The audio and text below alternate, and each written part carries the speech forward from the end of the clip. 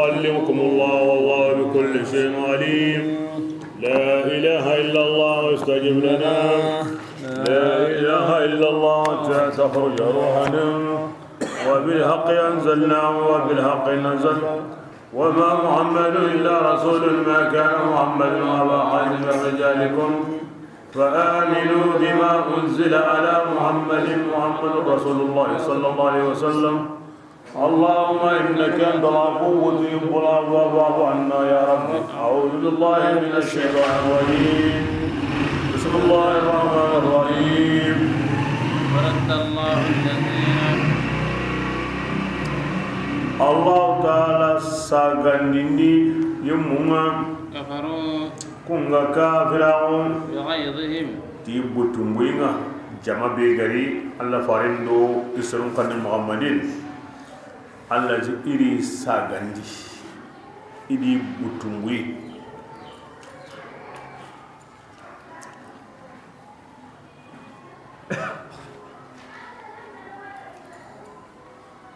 bismillah لم ينالوا imakitandi خيرا khairin none suya anone su igari himbe kanem mai ma ko hokta iro butum hari iro butum ray be gadi iro butum gunyan sare وكفى الله المؤمنين ولمن كنيا الله يا نمومنا نمسا القتال أيوة كجينا تي حنكينا على ملكانو كما غرا كوني موبي وكان الله الله تعالى مغري قويا سمبين تنغني عزيزا أمغني لا غني أو كم ودي أو أنت جيل كم ودي سمبي كروبا مراري أي أما كتونين الذي ما كتونو سوان غني جينا دولي يعني ما زال ولم يزل ولا يزال محمود الله سبحانه وتعالى دارو ولا مؤمن خوانن قرا من غدي وصدق الله ورسوله الله تومو علي فارن تومو يدا خبار بيكني nanti dia mendeng warni masih bampalen dia mendeng warni masih bampai garbi itu bilang aku ni kemu wali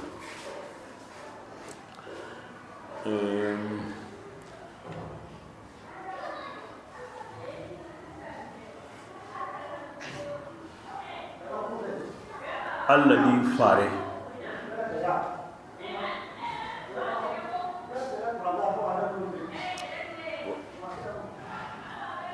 الله صلى الله عليه وسلم على خطوة قرآن يوليبو تي أكملنتي من يطع الله ورسوله قد رشد ومن عصاهما فقد غوى الله فارنتي أدغني بيس خطيب القوم أنت سلون خطبة قرآن نمبرو هم يغنى كنا أموتني من يعص الله ورسوله أن يكون كم ويالي قم أنغتي من يطع الله ورسوله قد رشد أنغتي نغا ومن يعص الله ورسوله أن يكون كم ولي ومن يعصهما أي الله فرد تام هو سركني عندك من مصر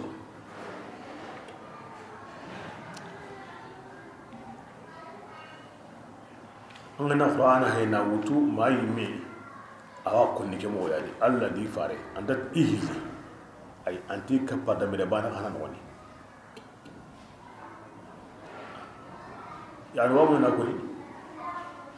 Allah di fare Qur'an hakam kai har hilli gara ko te Allah fare ndoni nandi an da ihilli kuta Allah fare ta da ai amage an woti an da Allah di fare kuta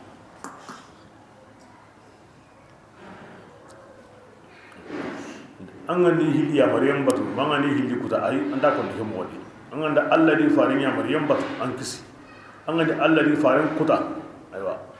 an palaki donc islamin wa ko ni kim wadi Allah di farin ni ka huta mun jabaniri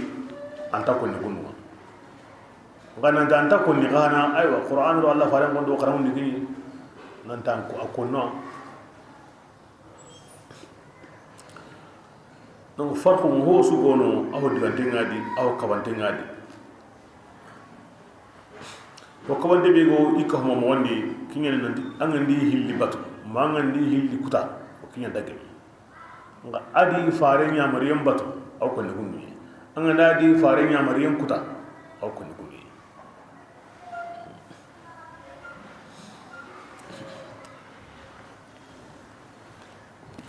bismillah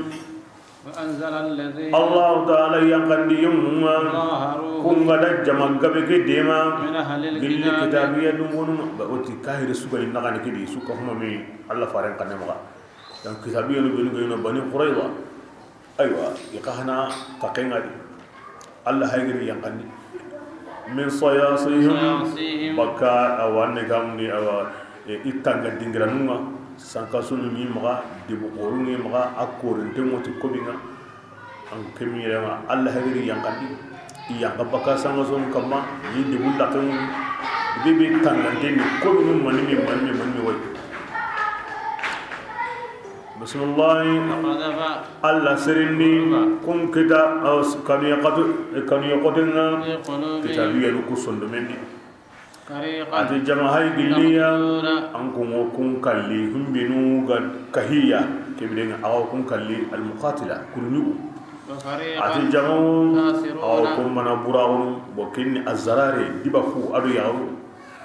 Allah dakin yaada فأورثكم Allah ankum kinni imunyenga adu ikanunga adu inaburunga adu munyetana agatta maddam bukendi hina na wutu maduna ga gri islami ga munye kita ti Allah haqqinga ken su taqo kedi Allah lahidin kina nan da awonyana ahmad dam himbe di na awoninya ke ko tanga hanabe ga tokka yikini khaybara ke ligi banyo qore da halle anya ke mo godi lahidin ni do Allah farin nas sallallahu alaihi wasallam on tar man dinan din ka on tanga jana na de man tamani me su iwa gurjana o samo o khatawa Allah farin no gadi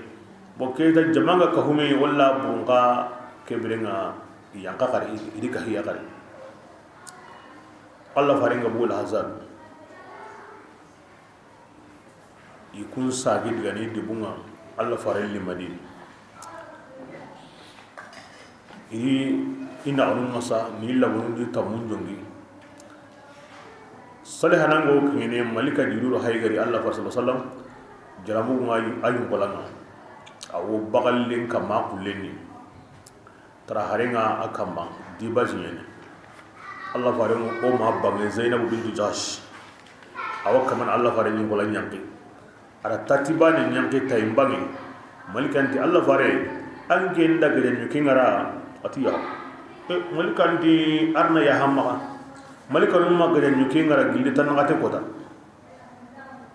hari si sambu gunde nya hay ngoko mani mundu konnu ngani alla ranya amare tan nan diga bane qoreza sisa kusaga garaba sondi annan diga gilanga makni odi nyimun kutu na laqo sumuni intatu odi kanundi yo saralay ndo hoynya sisa ora kanu ngari sondo mundi wa imira fi ga himbe bo kenno qusu Allah farinda gangon katu yani ama yanki intimali yon ko lan tatibani yanki bani man yanki Allah ya muri ama yanki intimali إنما كان مطيعا على gangon katu gangon se yakanna tisrebe gandani anga ya muri batu nyana akaman nama Allah asran sallide ma ganta bani qurayza madina tatinde bin wali حاصرهم المسلمون 25 ليلة كبرنا اسلام نغري ديغا ديبكي راكليغا تامبيلي ادو بيتو كارغي حتى جهدهم كيتا ايوا اللغري دي تامبيندي داغان دي تامبيندي غضب الله وقروع في الله كمي غري سولومندي فقال له الله فارنتي دغاني كبرنا اونجو هي نغي غدات هيمبي اغو دوغني كيغا وا كيتون دان خالدي قال اتنزلون على اتياني سعد بن معاذ غدات هيمبي غا او سران كون كرسا اغو دوغني كيغا وا اتياو حكمه فيهم كبرنا فحكمه كبر الله فارند سعد كيتين دي بني قرظدي قال سعد أيوة سعد تي كبرين آغا تاوي يقلني إنجي قوني كيتين الكبي يقونا يقون سكري هو غني كوري نيويا كبرين قونا نابرون تغني نلمون يغرون سونيا كوميني منا براغو هذا كان يكتين أي منتبه أيوة الله فارنتي سعد نغني أدو والله الله غرا كيتي موبي كامباتو نيري أم بايغا جمكيني parce que Qur'an la ko ni kemo yadi awana darne gamun yanka kanu yemi solo mendi fariqan taqtulu wa fariqan tasrun kemo bani ambe ani ma aya kemo kana de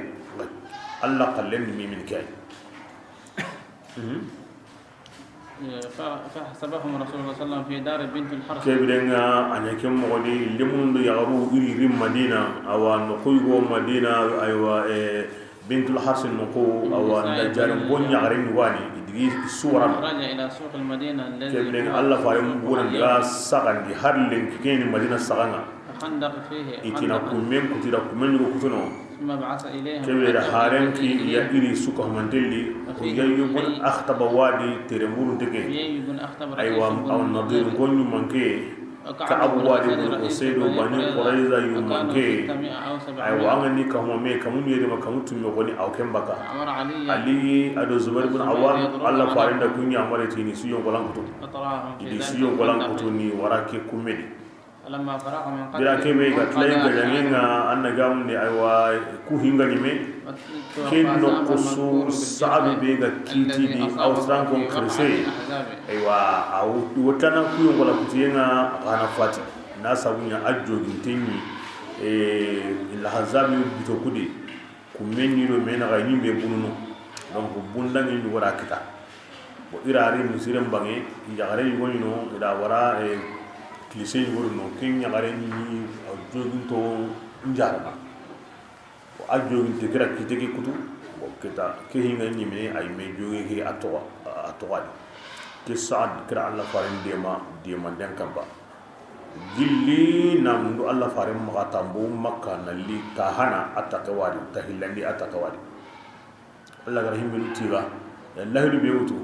hon karani to akamma honuno lenki kunga kamma أتقولون حضره رسول الله صلى الله عليه وسلم وأبو بكر وعمر كيف لنا الله فاري اللي أدو أبو بكر وعمر إني بريك سامدنا قالت عائشة والغني أتون كنا تي محمد من كينغا كمدة بيما نكير عمر وقننتو بكا أيوة كتبو وقنني نينتوكم كمبني كم مرة نمني عمر بين من كينغا كتو Umaru be wa mankuto no ti hinna bala no ngira wu kanentu baka kutu mu kanni ati tongoni ati kenta bal masreli alla da islami suru mankuto ke mo godi aturu hama abainahum ido mena wo hinne de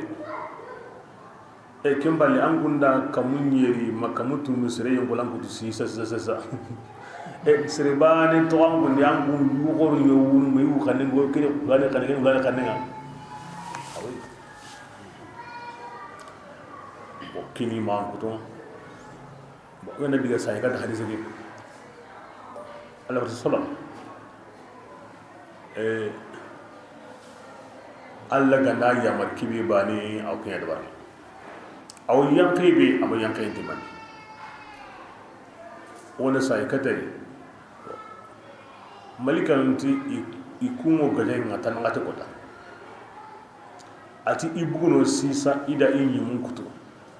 na hinsu bon la ko sumu inteni yo kay ka digani wo sembe ya tambere to karanyano harsa o kewre himbe nyebe kenda kenya yani sirema qorti Allah hinu Allah ko ni ga tinda kenya aranya o kewre ma qorti Allah hinu وكنتم أي ميتي حرمر مي كل خلين سنة من عشر حرمر من تجي من يقرتي جنن نتو الله يا فارج يقول هاي راكون الله فارس التي هي نيمي عندك إذا تم بيلو هاللي كوتانيا إلى الله كم يري سكون دينيو ngaku mo to ndengo mo ya kanni ma na to kenga ay aw aso kala do la ko kunta mo ni hinsu yima babar Allah ga tani me on kentuno aw hadisi gabe ala bare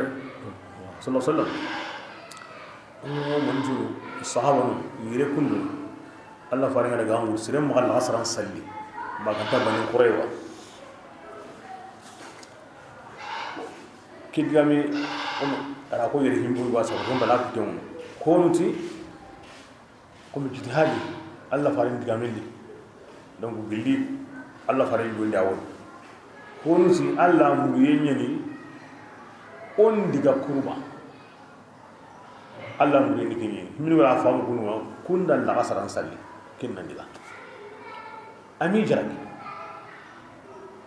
parce que salli ni Allah haqqini ay qamal asran salli ma ga ki do kini wati nga ki hono salli na diga ami jaragi hono la salli gina yayi ayana wati koda aga do ma salli ma do ko kon da salli hono gi mo wati ni hono ma gi mo wati ami khajragi donc ki woni wati ni rubanteni waslama umma ijtihadin qara kenso angana gemay barabi hilli wanda angama go sawaba nga rajibani wanda من اجتهاد يمنيا والذين جاهدوا فينا لنهدينهم سبلا انا ندو قطو الله نكون قندي parce que ngira fam wati awre ni dron on diga hadi akini me khallen dadi de asun Allah khalle kay kewli annan salli ko man diga hadi ay ayana salli ko ayan tukundu kewli on diga ola halla ganti mo be on gami ho wajira donc islam on ma giti har la kan so ina kili karata tata kenda islam ba woni genta an ko ni ganda ni meda an go dina kiyada kiti sabra ga ma an ya kalle gadi ay islam ba umma la kan so so kan ay kiti sabra wa ma wa anta ni meda wa sabati an jihadin ni islam ba umma la kan so so kan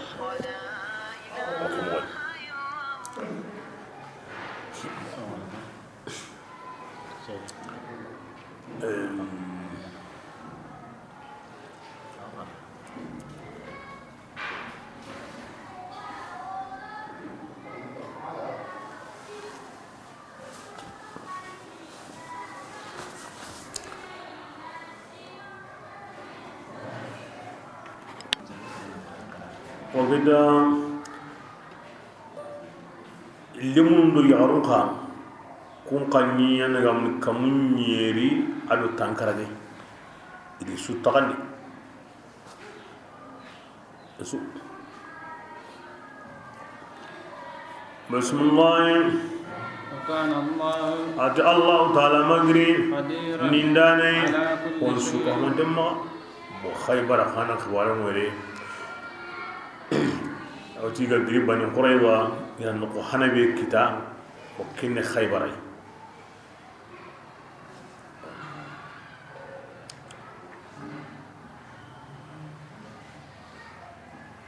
sino hilli masino siki wido menaga wasi khilafu ni godangi bani qurayza gajangi anya hijran sina nasani wa wala nya karkan digedi bo keblenga ki khilafu kanu tagane kenya kama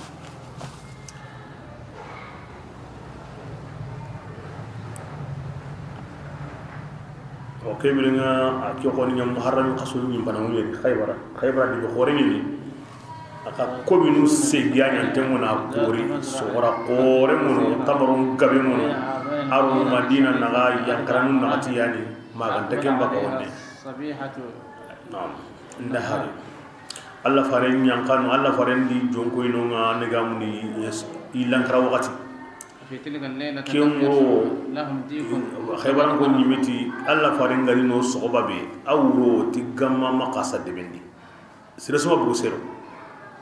كان فيها 10,000 مقاتل. aywa khaybara kurinugo be ga no wulu tambe kurinugo ni no asu yahudiya نزل رسول الله صلى الله عليه وسلم عليها alla farin yankano na dagan katu debenga وبني هناك na مسجدا musire ni woda barno o cheken no wandi ani salli no كل مقام عندها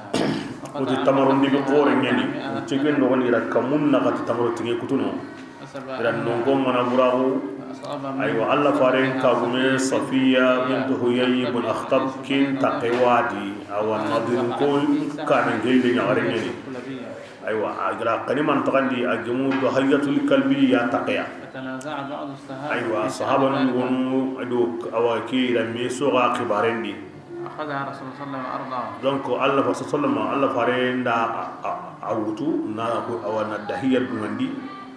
وكانت من صبة هارون aywa haruna nabillahi musa akay wa harun wa tariq kin sogren ni safiyatu ya أسلمت ثم أعتقها وتزوجها anya islamiya qomi kata mana buri ni Allah fare nda horao na ayare وجعل عتقها صداقها kebren iranya aywa ahu tamponya mania ahu tamponya ahorao kinanya ahu tamponya laki mo ya meso gadi mania ya meso gadi ya sahabon kono di dahiya kenta siranke ma angel do kenta kaba ila me futa di anyina masiba nan ko Allah fa sallam atagul haqbi ana koni kuma kan sire ala qalsin sagai akin daud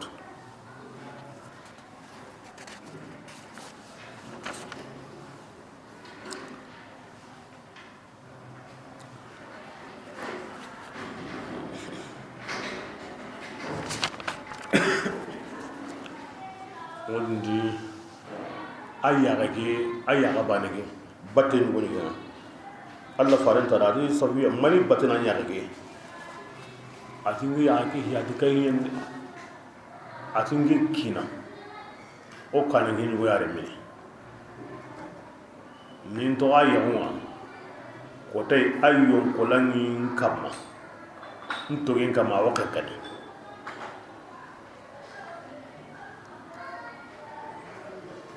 ni aywa nge kuy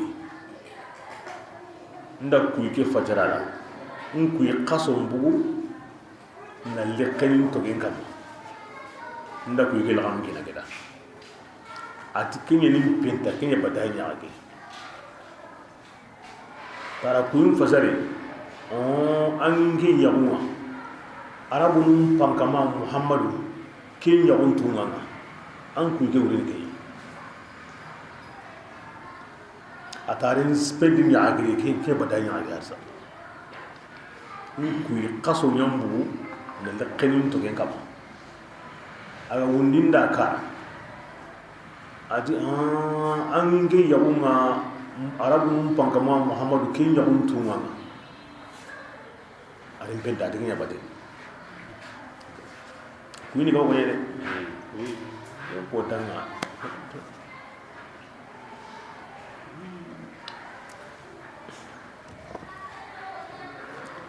بسم الله يا أيها النبي نمجي أنغتني أزواجك أنك ونياروندا إن كنتن ياركو كبوان كي كودانا إذا منذ الله فرما صلى الله عليه وسلم أنا مغيو أنا هينو نيلا كيتا بس هينو نيلا بس خيبرا نجاو نابرين كبين كتي نكون نابرين كبين كتي أيوا نقول afada ki kun na kini be bani kallen aketa hiru tahana homoyo mi hoga kita kana mo yo yila guna fam kira hoyo mun ndama wasu wala hoyo go wasu hoyo go bani aywa yani kiwa ko ni alfa sallallahu aken mo ke ara sugandia kon tay he ara sugandia ay miya ikhtiyari la idrariyun imani mo ka sukandi ngamu na nyakun mo to kokun ina anda ya hare wakta amali mari ya horunda ma ngay ngir dibi ma aya ngol nan sihadi dan ko kiya ko ni Allah sallallahu akkurin ta ko imana sukandi nan tinda amunu do bangan suyi makita ay kempita kalle kinya sabuni yaru ga aga mai do wakati bi isabare ngabira bi aga kite igunda fam gebere on ko bana mille donc Allah ko iya na bangandi besura kebere nanti ana suwandi ngiya ira uti be sabarni parce que an kina korinte ga ngana to kent ati kan den mosri kebra na suwande kini himbe ga mun to kundu kali Allah baranda de himbe ga mun daga mun kundu kebra na killenga ma amma bui mo gadi nan ti kundu ga mun mo be galla kenda tan kineli Allah da mo be galli Allah faranda tan kineli Allah da Bismillah amwatina kabunya arunda in kuntunna ankunya arukum dai arun ngarinta kunya lamuru kende bengani arun ngarinta usram maganya lamuru kembringa aga sullire na gallalumu na gabe kinagai kembrenga ngaga yagun kaccenga sana kacce wasamu be haram parengani antakni la darara wala idrar himbi gawbu utlamu li no gabe kinanga ono yagun kaccinga soro be naga nani mahangenta in kuntunna ati ankum ganne yimega abo alla mundunu ari fare mawlamini abo la arjannan kam mundunu qaratu Allah taala arabbaraji arakenteli surundi yem mundangani ankunda chonkorendi de ankum be ganatika alla di fare no lahara himbe ga wa ma lahara amenta yagare ma ari khiri na alla dalin khari kam isu ko mande ila langara kan sugandi alla ri faran sugandi isu gabremas ke kota e khadija dano khadija fatum ta suwada me ke kota dano de ke umre ni himinu angna alla faran ka mun ko khadija baane akute honti di gan ko ni himbe da honti di gan ko ni himbe da wake ko da khadija zambe alla qat himbe gati duna kita sugandi ngamma anga ti alla li fare huwa maga ke alla li fare ngamma alla gara wa maga i suqa iti alla li fare iti la gara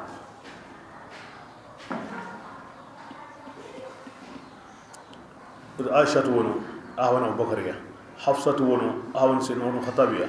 Maimuna wono ahwan Harsu ya Hilaliya Safiya biya ko istakimuno akhtabr medi Hindu wono woni gati Salmata atwa man Hindu Abi Umayya remeni Zainab wono Jahash remeni Juwayri adiware wat wono Hars remeni Khazain kinyani Ramlat wono woni kana Habiba Abu Sufyan remeni سودة ونو بنت زمة قوم أقدا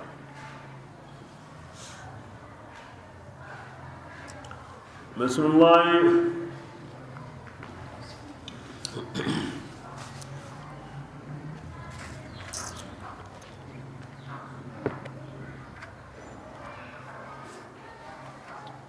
يا نساء النبي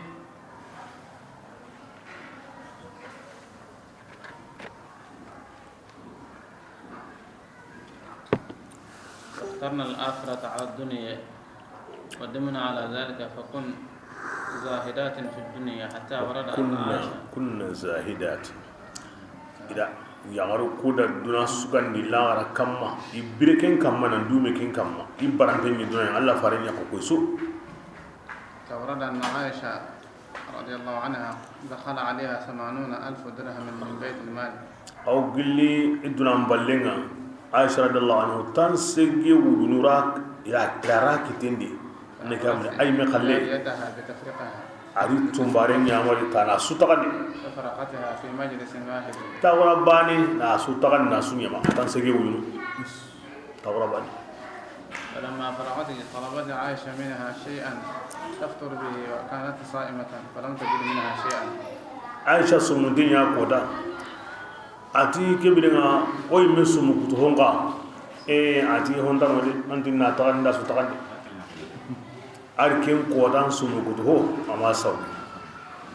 eske qoro ke akama ala farani dum dike anke be wa Allah kan baga Aisha turi manga karala ndage wa anjuban pakai nanga wa konni ida hara anjubani kame serewa koni legi sare yere nan koro yere imay ketu ime agalli himbenu da iri juwani hayba koni akella ta kemi nyana himbenu gara wara ken kille kama kula da me yana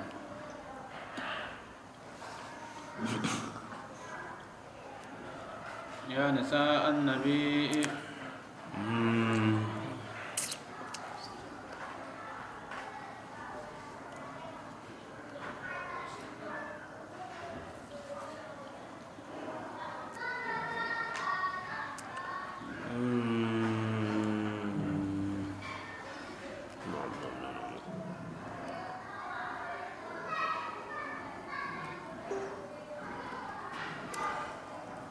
عليه السلام يعرقو كي وقتنا إني دان كتوني مغسري أكن داون نقول مغكري إما كتا فامو ما الله جوال الله هيني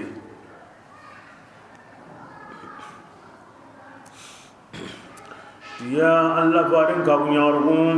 من ياتي يمي بنداري أنكو يعرقوني تقولين بقرنا أبانغانتينغاني يضاعف العذاب كبيرين إنا ينغانقتا جيدي كين كمان دغاني جيدي هليا كين كمان ينغانقتا جيدي أنيو الله مغنيني adi yemme bewa kenganda aywa bati an kunni aga bati Allah dangani adi farin dangani akamanga golle sireya ogo tumbanna kenya gare ko ibarajenga akatanu hilli akata ke mogodi manna kenya Allah farin tutalle ma aw ke mogodi Allah farin burinda ngarin tensu aw ke mogodi atin dalle mawo a ken kotenni de angana hoburu baninya aw ngana hoburu hilliya ngana osir baninya kana aw dublen aw kem wadi ke sabura sahaba nur Allah faran ka mo ngila halle makka do madina nyiga kana suta re nyiga nsabu makka idina madina Allah faran pakken sabuda to ngina ngana osir ya wajidi nga hobre ngana jidika parce que kuma sagidu yow la ikum ma ndaw sriñana daiman ndaw sriñana parce que dunde ya ondoro ke imari do kane har ko tabane na Allah faran daru hurenda ngarinte as-sahaba no serenti yongolan kamanga wibaka itan kamanga wibaka akara bana nyimiya ya subhanallah haram pare siringa nakara an ko min gutuna radi akara bana nyime an wango lumma azim imamu ya malik radiyallahu anhu ani madina aw billi a'alla fare daron ta sallallahu alaihi wasallam amma sette daban kamma de bin woni daban nage kampalle ngabani aw yankara aro daban mo baka nage kampalle ngawo sette iti mani sabura ati wo sagamunu alla farengo debebe munye mure ike daban ko bin janna ken so oui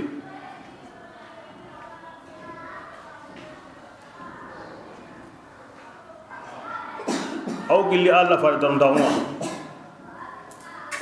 أول هاللقي كوتن فقهنا كوتن حديثنا كوتن تفسيرنا وهكذا كوتا بيجندي حديثنا هاللقينا كين كوتن دو كوتا كوتن دبان أو دران يانكنا كنمغا نم إيران سير لوندا كنمغا ندران تما سير لوندا كنمغا ن إينتون سنتي أكنمغا الله فرندا تون كنمغا من سورة الحضور كين الله فارين حديثين قرات حضرينا نا قوم انغو تاونا وري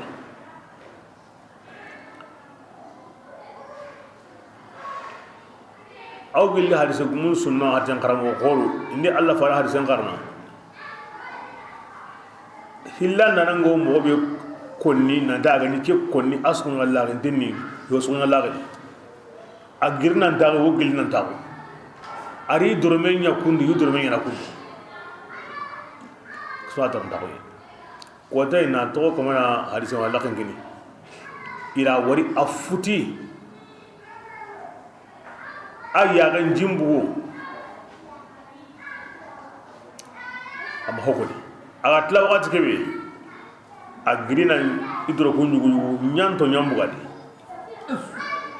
ti nyanto nda qita tamru segu mata tamru kabum bakay ndari bane be yakoni me ti ken Allah faran diga min kudu ti nyanto ndi qini kyo nyana xam ta tamru hogabe ngum tamru karabo nyanto nda bunu imam Malik radiyallahu anhu ina Allah faran diga min kudu ti nyanto ndi qini e kyo nyana xam kibla sirbe diga mi gani koni ken kamane ke magalla qayde عظيم بكون تعدد الله ما كان واجب منها كمان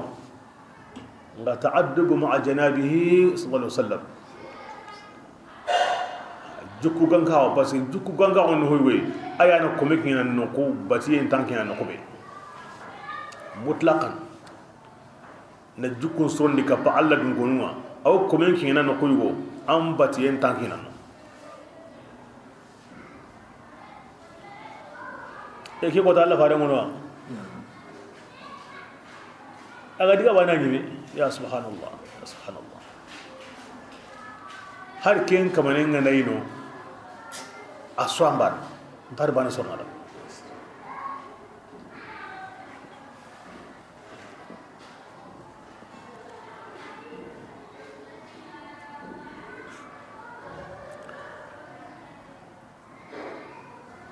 Allah sasa ma dolle ma khair khorni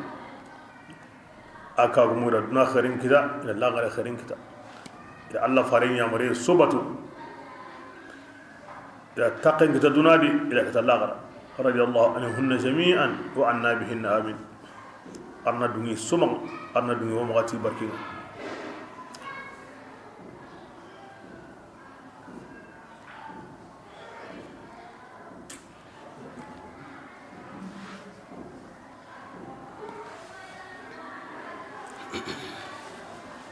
بسم الله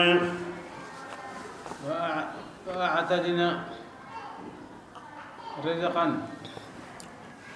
وقتون غندا ورجعتيني لها كين يغري دغني كريما كين قورني كين ارجنة يا بالزيادة هوتنا كهامغا من سابورا إلى الله فارن خدمي بينيا كانون خدمي يكون تنران دكينيا نو وكين سابورا هوتنا كهامغا بسم الله يا نساء النبي وكنا قوم دغامي بيغا كونيكين دالين ينكي بس كنا هين قطن دي كما ما سابوني من سابورا انتينتا الله فارن ان دي غانتي دا الله فارن كين بيدا نوري بين ايان الله مرادون ما تاغاندين لكن دغامي دالين ينكي بيرا كيبي اغار كين خدمه ندينا سروندي da karatu ya Allah farin ka gum an kummanya koy yimbane gilli ya garan kutunga de an gundu ya garan tabana me shart in ittaqaytum anda kanu Allah kibrin agan qora ya garan sui anda kanu Allah aganda ga du mot Allah ni farin sorenga in agar ya garan tabana bana sabunya himbe ya ke gana gai kenu taga honda bana bismillah kebrenga kama ya magayanga ti diga minga de wandi yugunda de فيطمع الذي يمن نقص غتامي في قلبه مرض اي وان غام نافقا ونتنغو كن سندمندي جيني نتنغا سندمندي فاسرا ونتنغا سندمندي بس سندمنغا وتباني سوم سوبن فقلنا قولا اغنا ديغاميغو معروفا ديغامي بي كان ديغانتونديا ديغامبوري سروندا كيمبي ايوا مغايانقا ديغامي ديغالينغي واني يودا كين قانا أنقول ننسبتي أكمبندي بفتح القاف وكسرها وقرنا وقرنا بمعنى سورة بانو قصبتي أكمبندي ألا تبرجنا جاسيني كما كما دورا ونبغو تبرج الجاهلية ومسامين بقتين يعرون غني يدورو غني بكا مغوي كي غني سمون تاغو هنغا أما كن دبر أقمنا الصلاة أنا سلم دومني أنا جكنجني أنا الله تعالى عبدو ودي فاري أنما الله تعالى ولا مرنو كسابو داينا جنوب دغني بكاي يا الله فارين كان كونو أمات أنكنا أت أنكم يبدا يارو بينو كونو أدو يوغو بينو كونو أسو يبدا يارو نيكوني na watuma inna at ankum kebre ngay ku yagru bani hede Allah farin karun ken sutta taw ken diketra wa yutahhirakum allati wa munda na gasunni sinu yakem pasu يذكرنا ما aganahum bingo igo ken qarana akom bundi gilli Allah ayanuma qur'ana arustu awunna hante kin Allah farin sunnanga qaraken qara إن الله الله تعالى الله مغري مو ينتونغا تي ولنوما امغري ينغاني انك هم تغون سوا ينغين نون الله بدا او كم قد او كدا او كم قد بان نكو كو كوني كودا الله فارين كاب الله تي كونيا دا imaga diga linge ko wandi woda himbe go simman ni hotane ati kunya da in sabati i kombundi indai bagaka i dugona magabu ar aya yugo koni ora qarana qaso wala yubdina zinatahunna illa ma wahara minha kinni bes wo kendi atla qarini kun kana duran qirina hoygo kida kinni kenga ko ni kun murado qirqende woy kuma kebe in salli in jakka in tokkido Allah di faram batte mo ke ko ni kunyada be kiya ko islam ya garen su ko montenda islam ya garen su ba hingan da sorno himbe halle Allah kin konni Allah farin yada a ko na karun kunyada ibane hijige de islam ya garen su Allah tanda maga diga linga ko wandi yugunda himbe go mo gotana yankandini no gondi digame kida digame be gani digantinde yani digambure he kanta ke mo wona be yankandini no gondi islam yagare anna sabata an kompendi islam yagare anna sabata an kompendi bakke ngana wajibi khana ambu mo be ga ko am bakka ke mo yadi ya gallaqe kitendegere akuten so anani asuranten ni mo be ga dangi Allah da walangala drokello mo pay milike mo ada sukanda man sawura ba islam ko wani angane baka angara himbe mugundi masigi na kanne mugu kem mo bane yani masigi na time mugu ada kiyan kiranga wati kibi himbe nu gono ago gimando kunna meware anna amma ngete ndabari antaqatu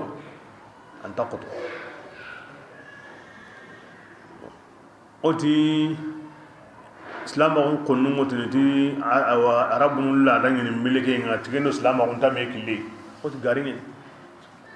qur'an man sindiken kam kina yuwi samunta ko haran yagarun ni bakasella nga mo be kama bu kunduwa kendi kinga ko ni yagarun duru ni bakasella nga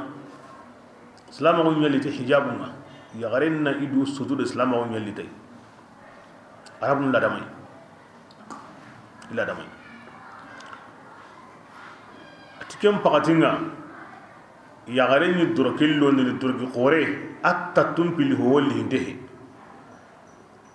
andi kitemudu ando onda giri men obaka hanginga na giri ando onda giri men obaka kem pakatinga yagare mutagun adi kina melemu no qusu galli kine mille munda ikiten nan kiye hena yagarni kiton kine timmi nyangi nyakene l'islam on kadi nan kinye bane ne kinya to bakina da kim palle asu e onda kunu yesa an mabu nan tago an kina mille munda te anan kina mi dagi megende boy onda nyu ko la mamun ya subhanallah donc arabun la da hede o hay mogobe kiyani al-jahiliyatul ula yi kundu ya silama ko ngalli yagaren ahonsu laura ahonsu maganta siru minu ga ko aw gemme kunna wari ashiqanne laura ahatan kunce laura amma ganyete laura atmasre laura خلاص اسلام من تيغا يبقى تومه تي كو مو خاسني نكي تومه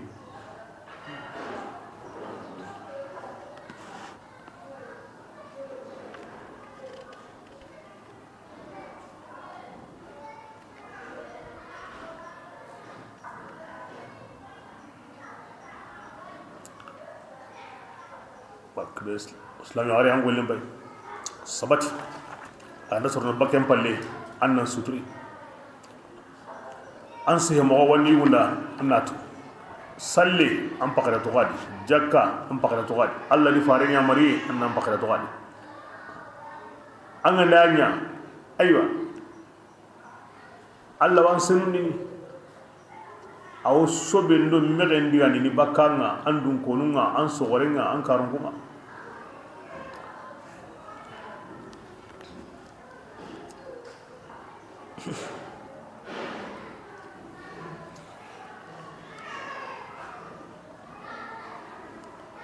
بسم الله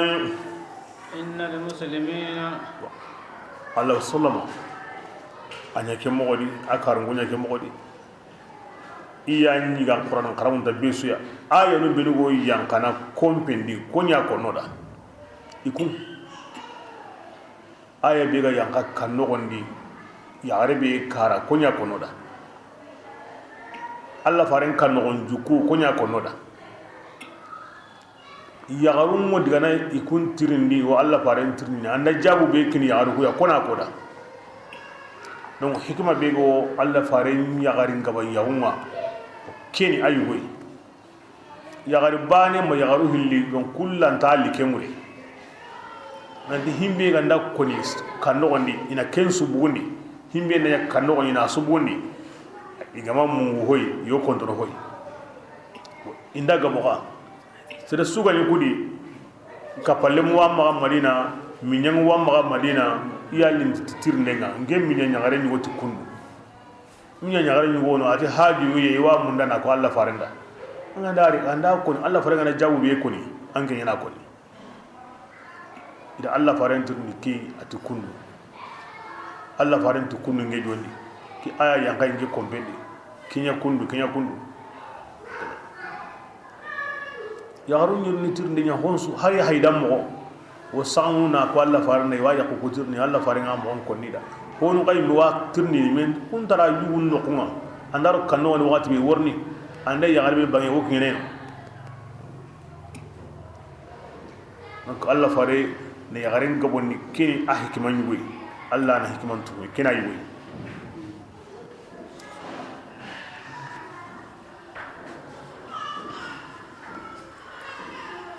بسم الله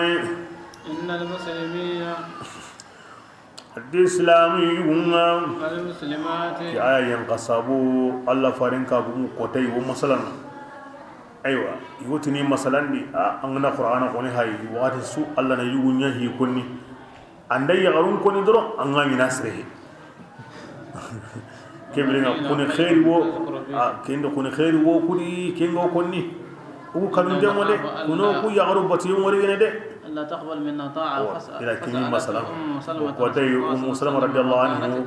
وكين لا الله فارن ترندي با كين قا يغرو كودي غبوي اخين غا خره خره هين منيا اياني انساون الله فارن ترندي موسر هذا الله فارن ايوا يغرو كبارين غانداي الله يوم بي كوني كتابين دي نغبا انت يغرو بي كون نغبا دي او كانوا دمولي كون خيري وكودي kebireng aya ke yanka na anna gamuni asundo men jara kebal daim Allah ho ko qaida ni ibn arabu ni wara mo kan qaidan tu yugu bane kame yagare angane sene di batte an sene di batte ya koy yugun se mo yugo kentu yon qabari yagare daiman ni duran kal ke kunya kenya lida aha ni duran ko kenya lida ke ma jepelengide ya de gilike watu bon ago ke modi yi qaidan tu Allah watu Allah farin watu bes watu mi Allah hay gare duran kallen ko ni sondo ben jara o keni no kharam ni yaru nganati kharo kallen ko wi khari kallen ko be gara ko Allah yimi kallen ko jabran la khatirihinna lakin bi bas en kam magasini ni himmi da ko ngura ga so ki ngata ga so ma nyemi la kem bi qur'ana bi kuma sereng mo kapal banga sondo ben jara da igari duran kallen mundu Allah de bas nda daga duran kallen pay bismillah innal muslimina islamin wa manga ado islamin yagare manga ado mu'minan yugonga de ado mu'minan yagarenga batanan yugonga de ado batanan yagarenga ado togunda yugo ado togunda yagaru ado sabarana yugonga ado sabarana yagarunga amma yankana yugonga ado ma yankana yagaru sadaqa bunda ni yugonga de ado sadaqa bunda ni yagarunga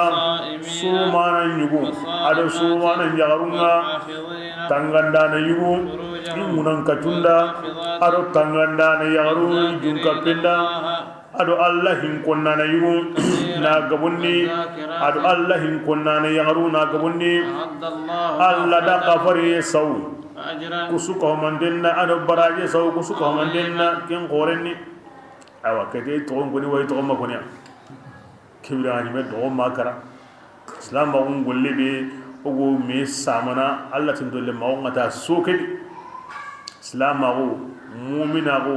ya mare batuye tun konne sabariye magayankai sadaqa bugunde sume nagamundi nan kata anjun kapenda mangunun kacenda na Allah hin kona ga wani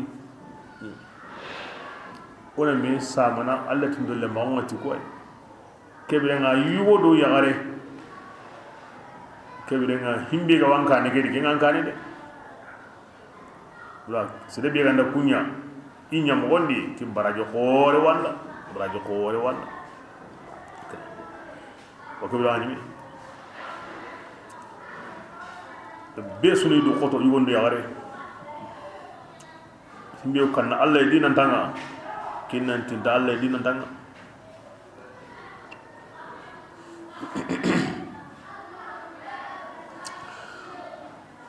Allah hin konni Allah ma konni abada agma il ama Allah hin konni konni ara sallin kono ko o Allah hin konni konni anda jihadin ko o Allah hin konni konni anda sawano ne len ko o Allah hin konni konni bira bi agara kujate ara lagarniti mani khari Allah hin konni subhanallah konni ngadi alhamdulillah konni ngadi istighfaru ngadi aywa musalli ngadi la ilaha illallah konni kinna sumada hawai kibra tina kona gabondi amma haqiqai de wasirun taban usukundu serebe gandani kamusiki Allah hin konni yana wurondo kiye ko taso ken kama wajjatene min adh-dhakirin Allah ta'ala kathiran waz-zakirat wurondo kiye serebe ko Allah hin konni takamusiki yugo ma yagare ken wajjatene Allah gati serebe nda Allah hin kona gabondi ti qafari nganda ti baraji khore nganda angande kamusiki Allah hin koni na wurondo kiye an wajjatene kendi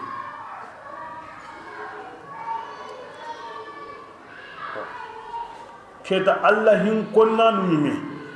kun qawme kane o kebirenga kun pakke angane ke kudunu tamido hillo angane yang muridu ngaketa angane yang muridu ngaketa kebirenga awa anna Allah ya Allah murunu kebira ken kamane wurondo kiye na Allah hin ko ta wudunu tamido hillo Allah tuanu pakke kun koni kallengeni Allah tanamma tolli kun sondomendi kinyene kun Allah hin konne Allah tanamma tolli ki sondomendi na'am seren wono an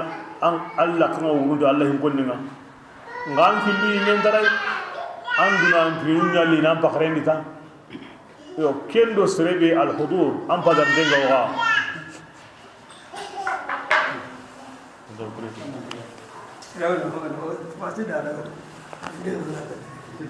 anga dikibla kunta ban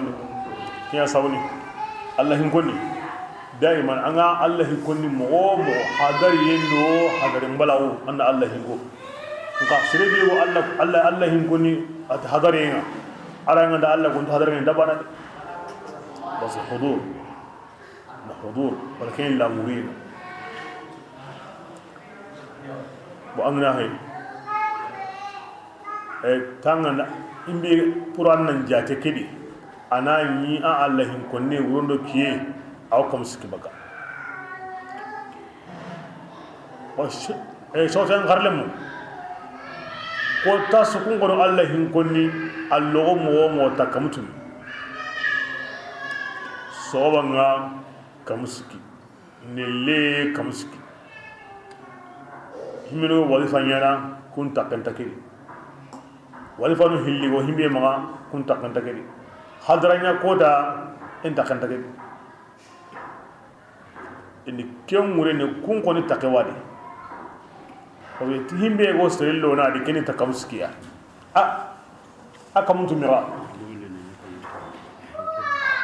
ibla ina anan sitide hunci nyeni maga hunci wol nu yoni wona kunna ngabake wala qadiriyam bay salliya salli su takamutu men salli su hali yo qabara do sehne nan to wadi salli su na kamutu wodi su gono ngo himbitu asu angaba o kalleke ngo himbitu asu ngo kalleke no kalli ko gabe ne on tad ni senda Allah hin ko ni me o sero ko ni gahdi wurdi bu ne o ma to wurdi ke bane de nan di ko tasu ke mu Allah hin ko ni takamusiki ko tasu andaga bade kibra hogo hostrin no ni senda kan sere hogo hostrin no ni senda kan sere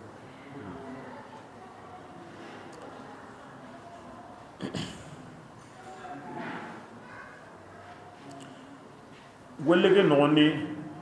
ila shart no hilli ko adi timma sharti kengo kharle mandi mana hudurunga timma shart no golle aw kharle mandi mana anna hadari ango Allah hin konne be nyana anyati hadari nya anyati mosirenga anyati jukunga timma shart no golle aw kharle man sereni ke ba Allah hin konne bani ti hadari nya an handa baragin nan koronta nganda Allah hin kunta gabe na ni kimmin tan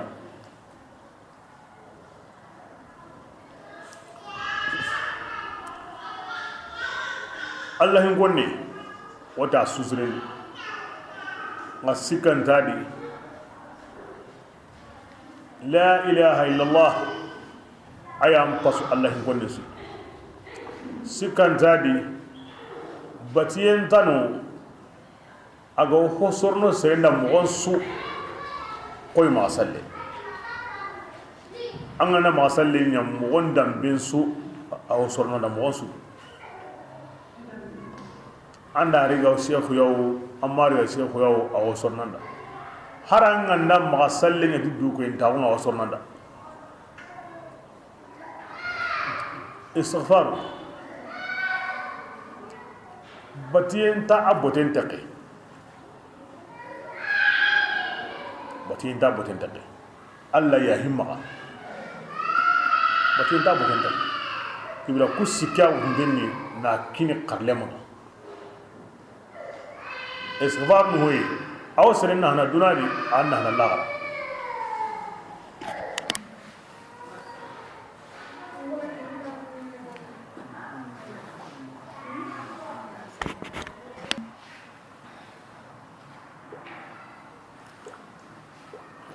asahurlan gonne aw sirna hana dunadi awanna hana lagara ay gabil qur'ana di angane safarnya aw himbe sornanda asfar Allah wa kun qur'ana di tawranu hidi ma tawranu siki kahiri istighfarun ni antubi bakka kahira gunna islamiya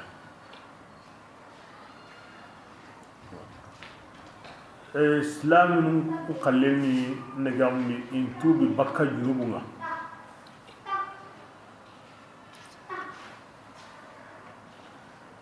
aywa Allah faran kalle awa ko ni genda fastaghfir li dhanbik ken kalle an nagamni ana sige mundu daiman ana sige mundu Allah wa sallam daiman aw maqaman yugudi maqama bego ken kam ma anda kinyeno awuti ni ja igani mo go be ni fona Allah ku taw daiman huwa daiman fi taraqi sallallahu alaihi wasallam ba kan kalleni dino كم مقامه الله كمسروندا الله فارج متوندي هم دائما في ترقب مسفر كم مقام السكيان نامبو كايرا وندي كاتا سلامو نا ان سلامو جنوبون يا هانم بو جنوبون ني ادو ناس سكيندي تاي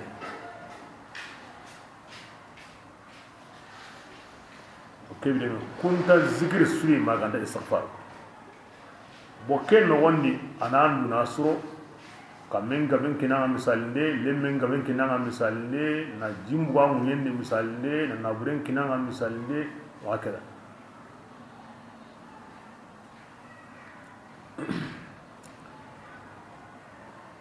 kebrema zikir no binga wotena kinaga zikir no posukani dunya zikir so sirende nga kusiki kone allahin konne mbandoni dia ho nganya hille bani hon pas hoy bismillah ma kana lil mu'minin allati ama hawlan da mu'mina yusu dangani walla mu'mina yaghre su dangani qad Allahu amran kima kana rabun qanni awurni lil hadr wal mana bire yuguma aworne fili musnay aqlan bo gire kallin ki li mani wal hadr anta jemme hakarin ni kemo kuma Allah gati ma kana lakum an tanbitu shajaraha ma kana li basharin an yukallimahu Allah illa wahyan mukini anta jemme hakarin ni pep ad maramun nan katta yitte funtini anta jemme hakarin ni pep Allah immense hedo sere badde maganda anaya wahay ona Musa kallembu akira kalleni akabande amma diga mu'mina yuwa dangane wala mu'minatin aro mu'mina yare dangane Allah yifarin Allahu wallamuru an takuna al-khiyara suban bihin nanya mu'mina lahum mu'mina yuwa dangane min amrihum gillihinuma kekoni ke kabanteni kemballe ke ko kerna nyana ya khalil ko akabanteni yuwo no yare Allah tiyanqati no Allah kallin to no karin kallinya hari honda kana ko nemure numa da Allah mati yang yon tigiya al aswa kenta ge angani mu'minan ko niya Allah bi farin na kebe lamuru an ken hotana lamuru ati kenta yana de ken bani ken kama ngoni mu'mine mutlaqan am tumuni mu'mina ko shafri wani an ken tintan Allah bi farin tin yawo ki yangab yang hangale o gala zedi be ko daru o te akbaru mur ni sura ken ngondi parce que Allah fa sallama Allah farin khiyarun tan akhyaru Allah yimira ma kutun ko ma yantiqu anil hawa anta hokon ni tibi Allah farin goni ga tidron aga sahana darako kibla Allah tinye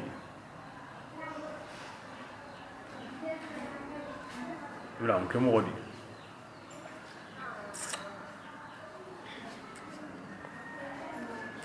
كان زيد كبارين ابن حارثة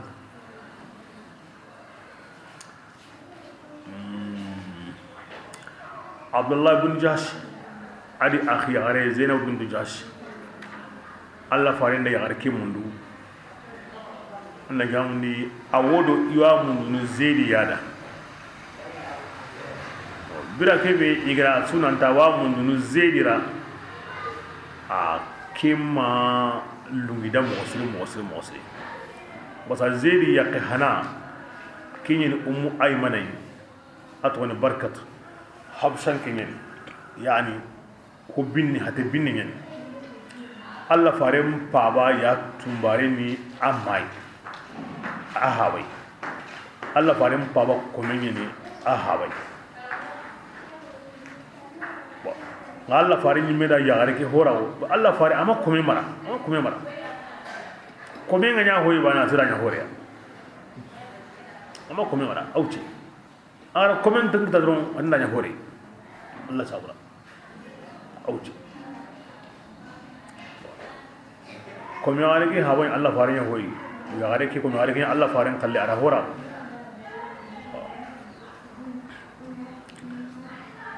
ara ande gamdi yagare ke yagandi zediya kinyani ayake hanan kini ayake hilani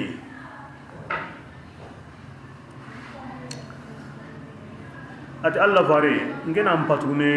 ampayre meni ango ko ngem mundu ngera sima ko ngem mundu anyi mera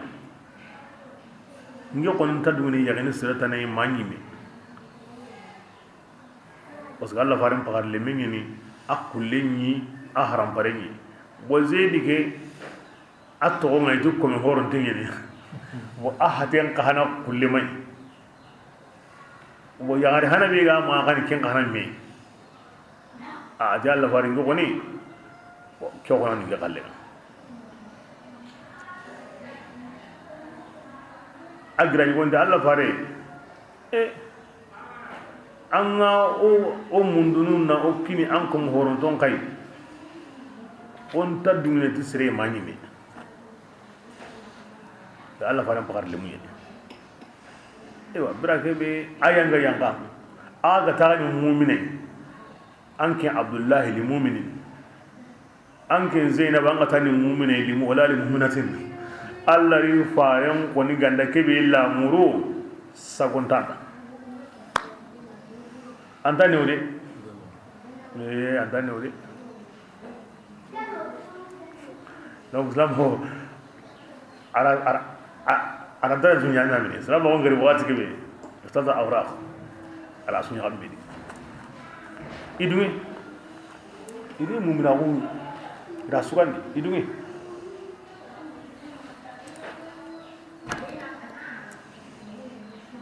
aroti ya gareke ya mununa kini ara yari aw to qarna usama bin zaid kini yari karame ara kille men sara wala fare zaidra anya harina palle sino sikia wala sino kala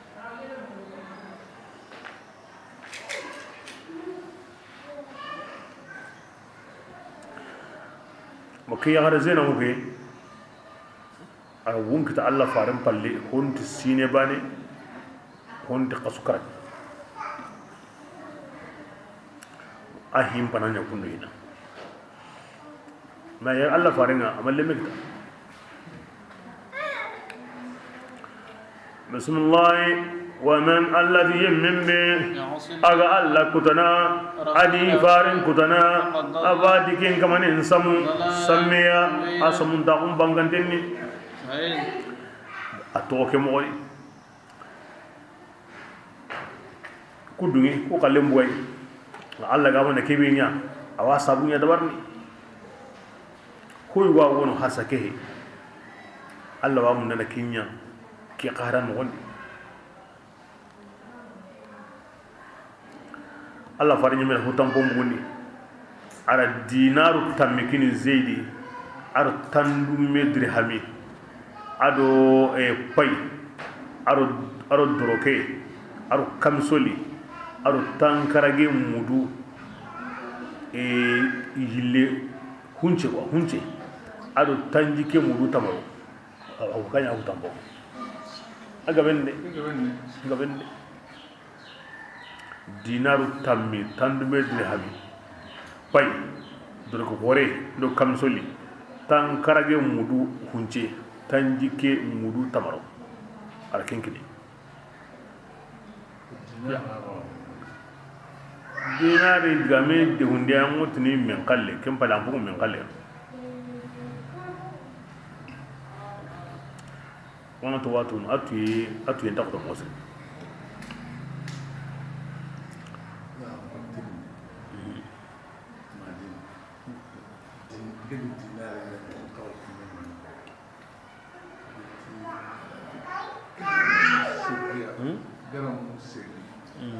Itu yang tahu, iwa bunyi wali so, na tongeng do ngene ko. Iwa su ya bunyi, na tongeng.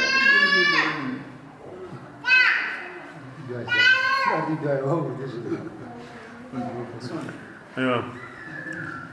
Bismillah. Wa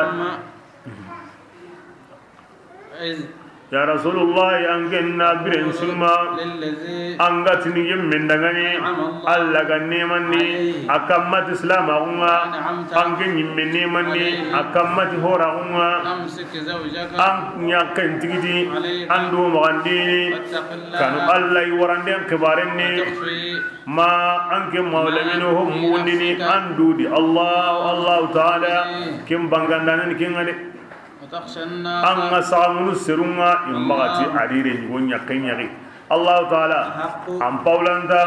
annan kanu kenyeni anna jiragindon jiragindi anna kento anna nyakome be jiragindana jiragi gantari gana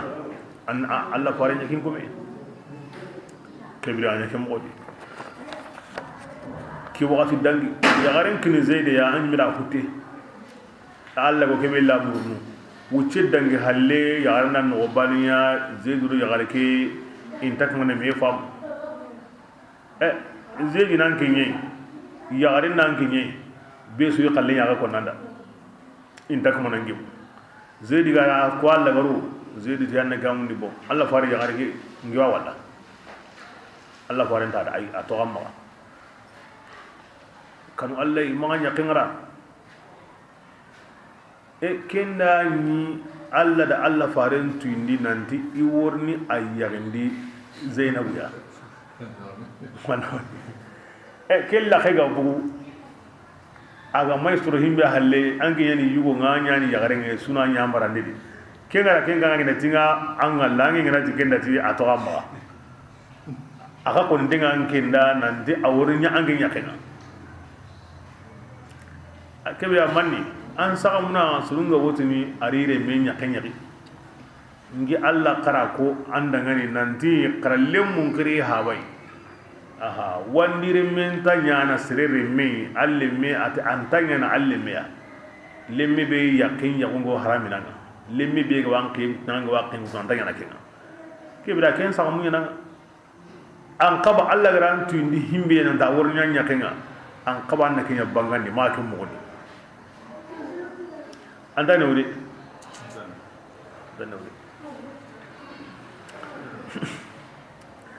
ya kun Allah sallama mo goni wodangi akurendi antani donc yu koren su kota ni wangi tan akurendi aganda ku aganda tahini Allah kallenga ni mo gobede digaro kinga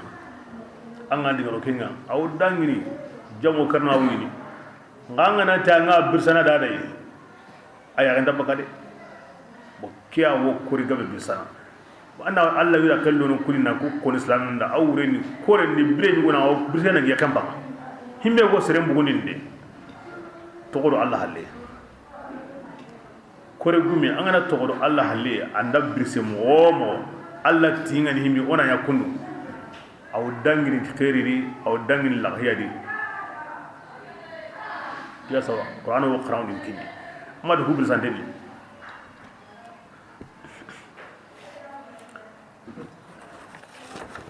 Quran Islam nun kitabini Allah ra rito kanne maga o ganda famna golli ho honta koton masala lu binu ga wadi qissa lu binu ga wadi asuni no qarawni ngar dawni asumi o watsu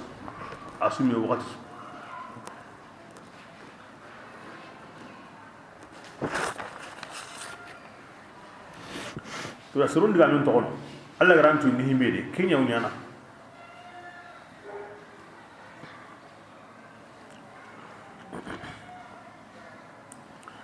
to hikma be gono na koy kite be gono mi gara bonundia ko don ko to lemme adu lemme ni remme na koy nan tin tabana ko don ko to lemme kenya won paramte nan kama amma lemme ni remme ay kenya won daran nan anta mi xewtu oda ko wa akiten kutun anime hola kam Allah fare bismillah falamma tibrammi زيد أو دنجني وطران حاج يجلي ياركيا أوكي ما نانكين يجلي ياركيا الله فاري أوي الله تي أوي ما نانيريندي إنكي الله يمياني أولينا يماني أمون دانا إنكي الله يمانا ياركيا ياركيا زيد يقاون يمي أكين دوغي مندين تادي أول من دوغي مندين تادي أنكين يمي قلين تادي زوجناكها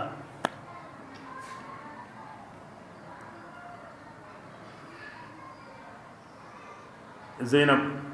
أي وصلوا الله فارين يقطعون أودي نانغون نيجي بان أسو كارمون ينادين الله الله فارين هذا غير من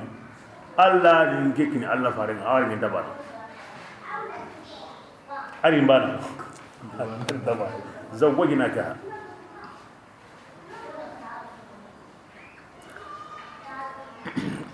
ina do ma kara ati Allah faran Allah ti yana gamni zaidi ati Allah fare an mutuni yemme be Allah ga neman da kamma aru an yi ga neman da kamma Allah ne mani islamawo neman ta sirin kamma aga koto an ya islamiya kin na dan islamawo palle neman ta baka horawo sirin maran bawa garan sara hore manyi min gar ta ni angara hora on kita na kuma gon to on buwanga ne man tabaka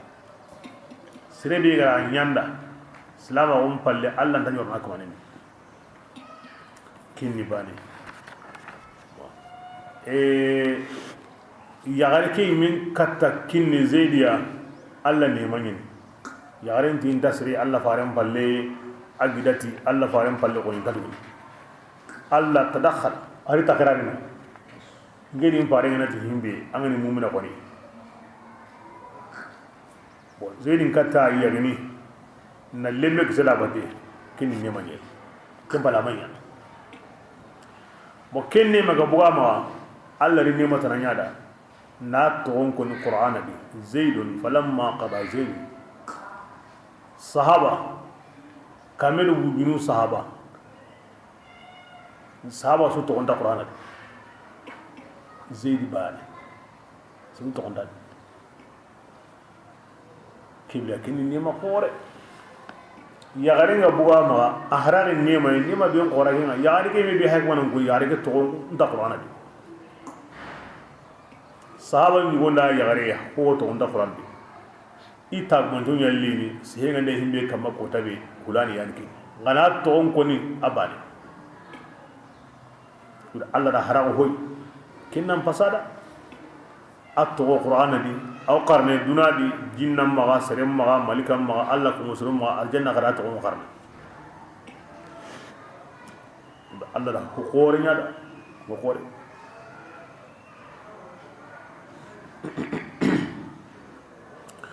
kebirenga Allah gati inne manda kama ara tugilli dunari ndi karati wono arjanna serenni arjan loyendu gili dunadi kini nema khore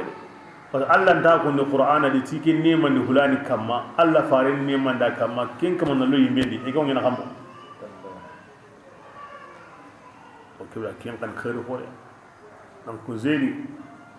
akoni ga i hawangan to ono do Allah farin bate ala khairu sukta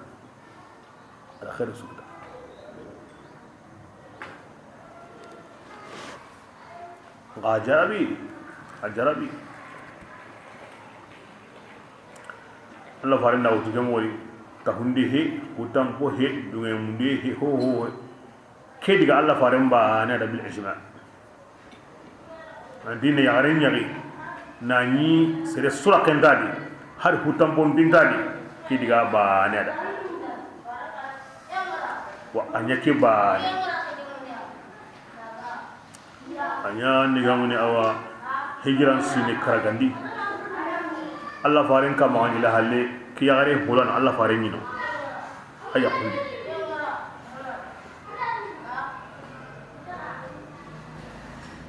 ada tangkaragi ado sino sikki kita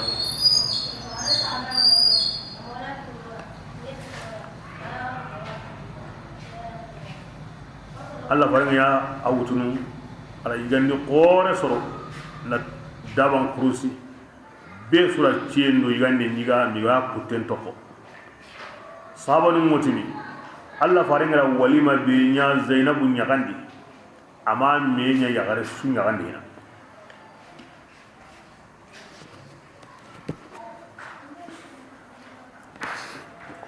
ya watu walima kitemo asura kit walima yani islam undi hokkanun tingin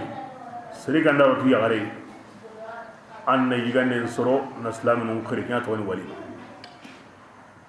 islam on po qandin wali aw bila kidenga sere suga nakri asrin anandiga haran sum dinga lay na ni ko ni Allah ko sentan aywa hada mare magu awa eliri korentan anga kribane anandiga nyasre haran sum dinga lay anandiga Allah ko siga nayno kubrenga andage manandiga malli rewono anga tokono masre wono kendan ke koybanen kama antoranga di kengana wo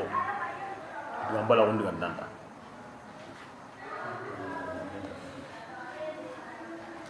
yonka deben kanan ka dinan kanan ko ngana akkan dinu kum pakendi imari itan tawndi do kumenun diga yenga aha igandang kiri anye sunta inanga makiri anta kontono an sere kare gande na wara digana o kinyo sirin an mewo me an kunga qorendi an mewo me an kunga qorendi donc kien kana ti gande he mati anna ma diga ho hoyde nga an me ma diga su diga men do yema kini wal magin kiten sirin nan yare kunnu na nyaran sunyama amma kemi dabari kembi ho xamde do xamde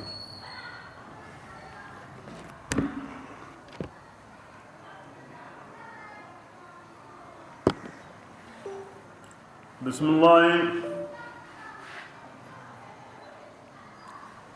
لكي لا يكون حرج التي أولا يغندي زينب يا مولمين من سابدا ko sabura liye maganya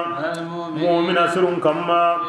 iren kirinto awa adiyayhum iren kirinto nyakun nyagunne idza qada wataran bila kebe len kirinto nganda yabu haju jara dilli yaquya igandi wara kempalle kebirenga orang kin yagende ke sabura kemeo me gandanya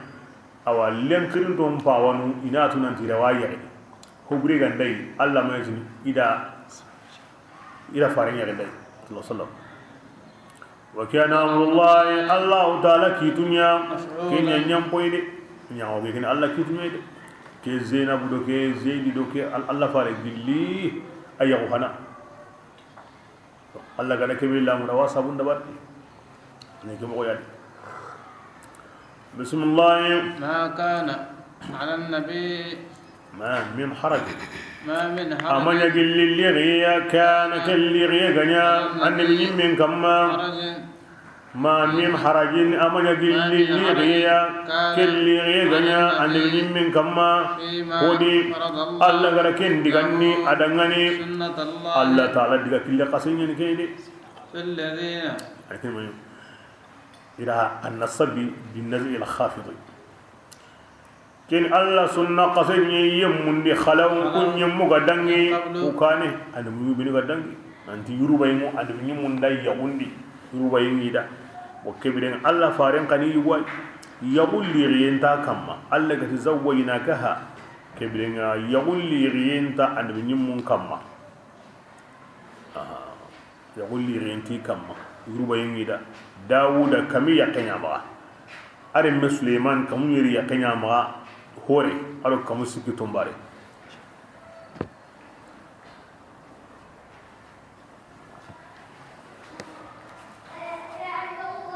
e wakati madin yahudan mun tangunda ke hari gollenta yari nyawade doyle sikki sunyari doyle sikki sunyari Allah ti kebenga o ma diga no kullati Dawud da Sulaiman ni kusre in bani Isra'il yahud aywa kebda Sulaiman kamu hugina yare amma hore kamu yeri tumare kamu siki aha wa Dawud kamu yare amma e Allah faran kallima tamu ba mu dugol daga yare amma halli wa ayanda ko liri yenti kama na hoyi du kuma yari hoyi du kuma yari comme Yahya comme Nabi Isa ko kan be yarin bane ko diga ma wujini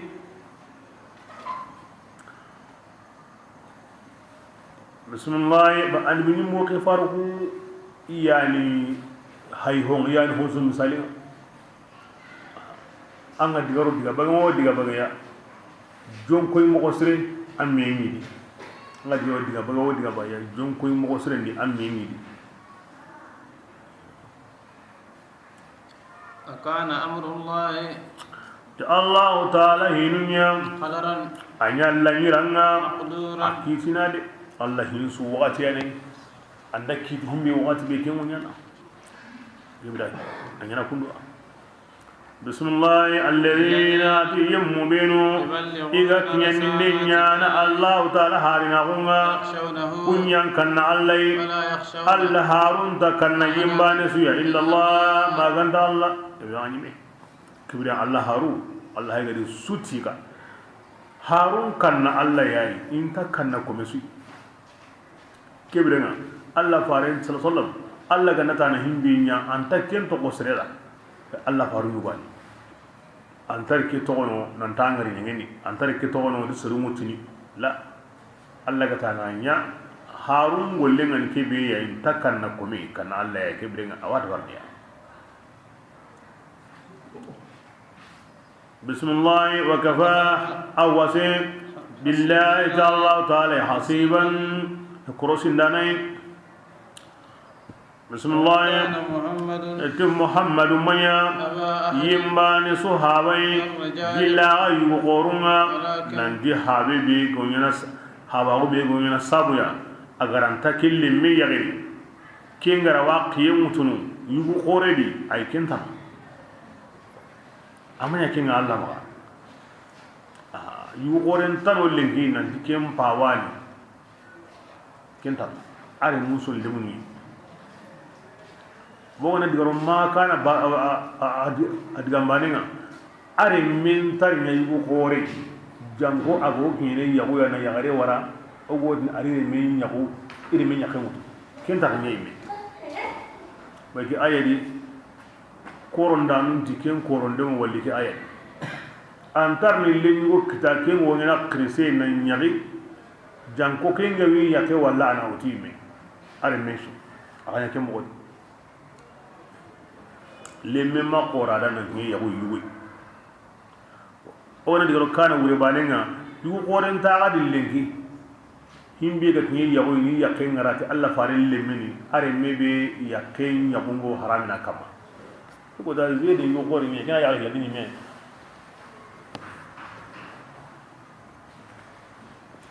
sunne gamke ko mo sire mo sina fa mo sire li sora higa jobe a jopata ama garen kirintonya agaren saranto sura ki dupan jara gon walakin ra muhammadnya allah harinya khatiman nabiyina ado annabi mun timmandarinya allah taala magri aliman tuwane tuwanne suka mantenga kibiya allah man muhammad kun qur'ana di matanato anda koni su ana daron tagunya koni na to kai ma kana muhammadan walakin rasulullah wa khataman nabiyyin ara ko tanagato su anda koni doron aw daron tagunya to kini kendi umma ga to ko tengo de mo ga daron tagun to kai ba anda koni su andi nyimme alla fare ko han ko hundana ko han melekin dana awa koni ke mo yaadi na kriti gullenga wal mati ma on na togon koni ken koni nya tanagato nganda koni su awo darun taun koni na to kai anda koni sa do tan koni na to kai kini qarawundi ala salam a jondi a halle o ma to ko ten ko muna darun taun jo kai ken pal ona akriti imma an kutunga mona kriti i gullenga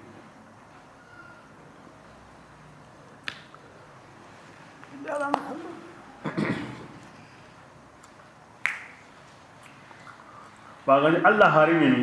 annabu ni mun timandanan kani de lemmen tare qura halen ne yu qore timo ni annabi ni mede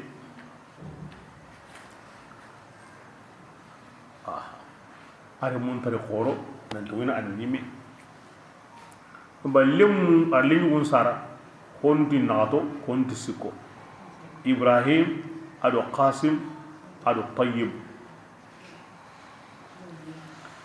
min wati nato kunti ado abdullah wa tayyib ke ayani tahiru ya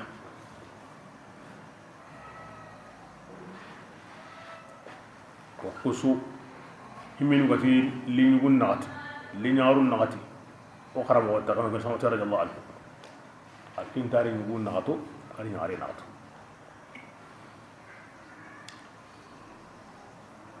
isu fati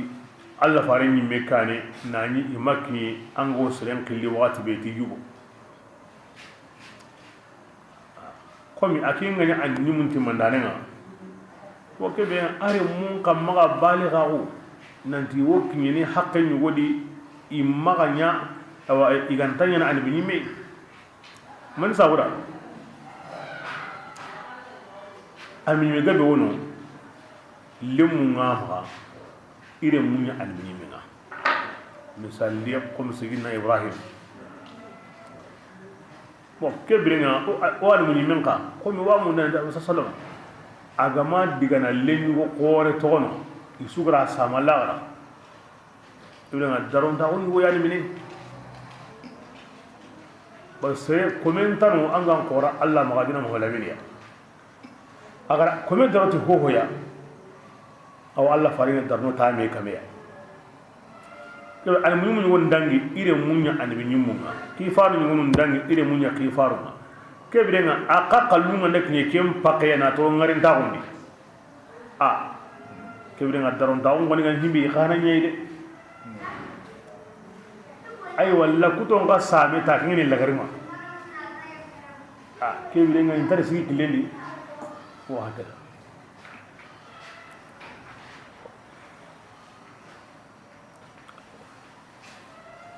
وهنا قرنا وخاتم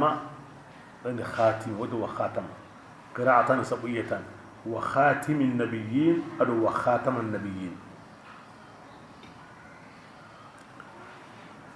الخاتم كن تمن دانا خاتم وكن درم يعني النبيين مغني تنين وقرموا اللوي سبعيتان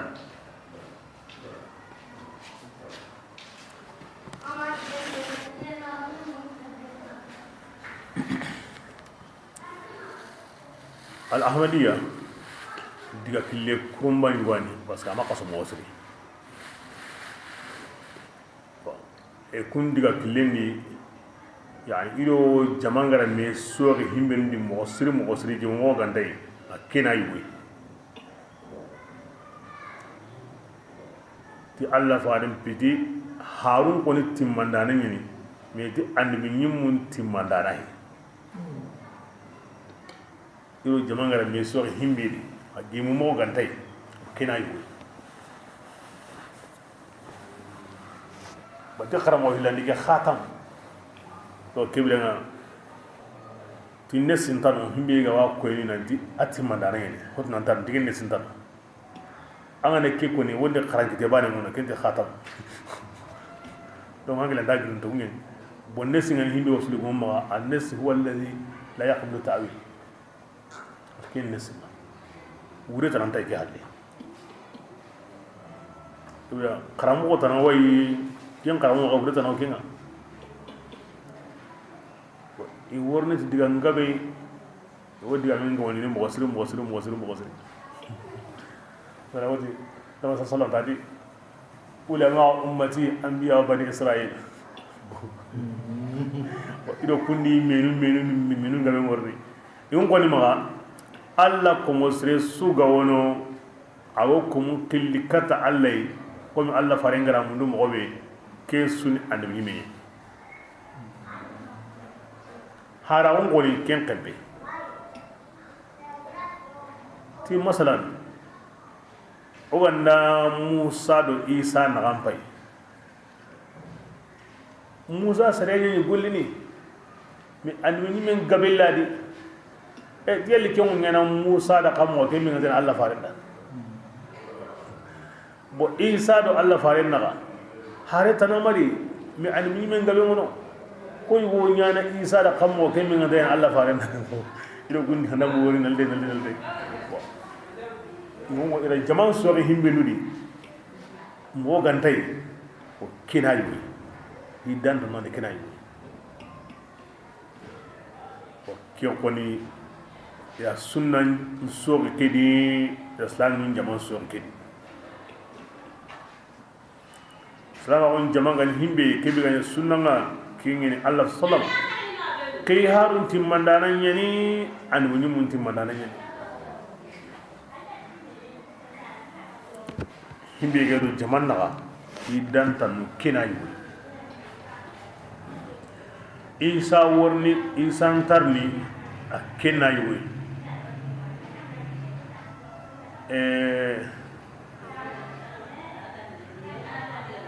sumpon karungon ki mankan ki utuye o ken sehemu no honne kay kunda ki haqqi wodi bo sirima ki kendi gina bal ken sehemu no honne kay kunda ki haqqi wodi sirima ki kendi gina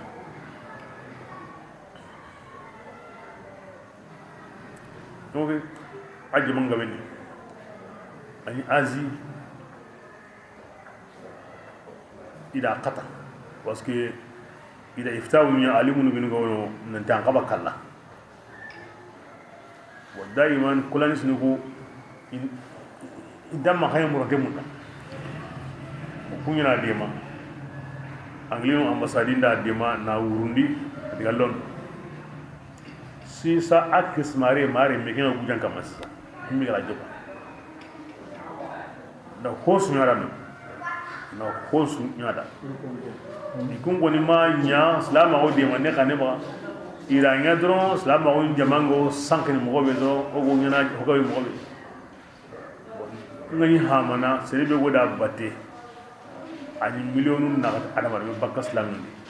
al ahmadiyya o ma yire bangi ingaba gana ya mo siri ingaba no yimo siri na dangini anta sino tammi baka ikirse kebe ga yino ari yoke adiga gana adiga den yanka burkina ari den ga yanka ari den ga yanka burkina ala lamu turni mali soru makillikine me ka honu kensu asru ni gon mo malliye gore ngabe ngima ngabe ara jon kan wono iwotini kunni yayi ngadda ngana mutumba gore ngabe ngima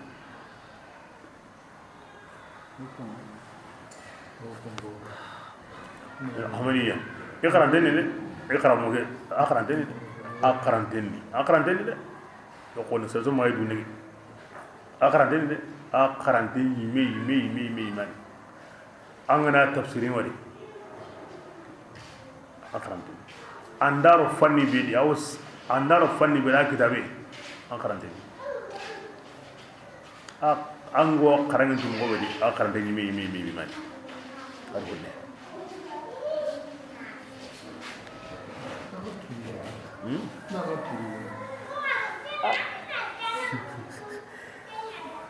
anda wa hira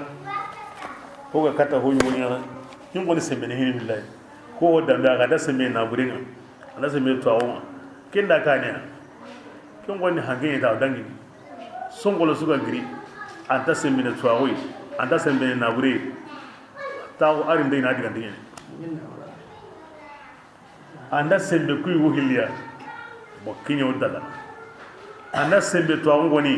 kinyi mi dende nga semana kin wa kana wa har gare au dalande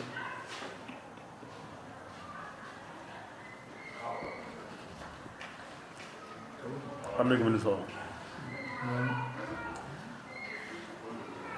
bismillah ya ayyuha ya yammu bi kunga tungni para allah hinkonne ya nagabondi de para allah hinkonna nagabondi allah mu'minun yaqri ina allah hinkonna nagabondi kini ishara ngawore ndi mu'mina nyawurgin tenni bida kebi allah gari duran kari ti allah hinkonne nga ni duran kari ti suma allah hinkonne nga mali kanu nda duwawnya iyada ari noron guji iya kama ari ya ngarin bismillah ana allah taala sunni karanya sobaninga ado nilamulani ya ndey allah gara mu'minu kretina zikrinya ati soba hana nilamulani kebrenga na wakati lo zikringa kebrenga kenna yugoyde islami wakati su anna allah hinko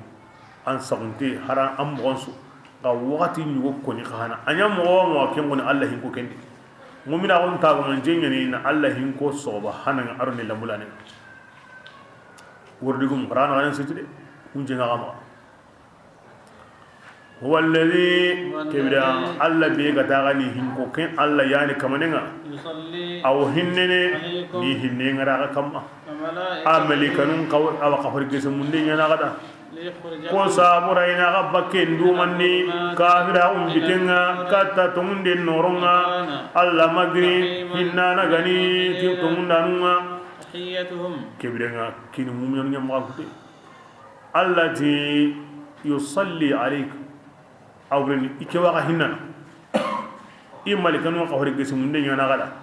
naga to zikri nyana ko wakati nu hilli igara ga bugunde be nya kahira gondi katta salama wonga awngina sabu naga aga zikri ke barki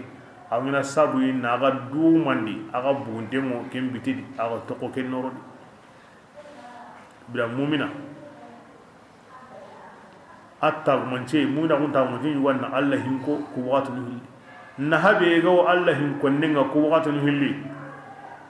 allah hinenga kamanin kamma malika nun kafar gesi munde nga kam annan to salama gondi noron no gondi kinna na hanyu ko allah hin gonne hi qore allah ga to komunni hingo awren mani ko sabura i kana komun pingo kuruni alkurkum qarin ge hingo kana ga hingo qarin simma kana ga simma awrehti allah wonna henetihim gonne ngari ay allah senunta an kallamunta ko men nyugo hoyu gon kiyi annaha ma ko men nyugo hoyu gon kiyi ken to ni ta tora la anya ande ati in takfuru fa inna allah ghaniyun ankum igara ga wara kebeya aganda barana sirin allah ma ige karin temu baka ga ho buren toram maga anti kitana anaga kamma aw sirin naha anti keda anan kunya da milan ke mo yade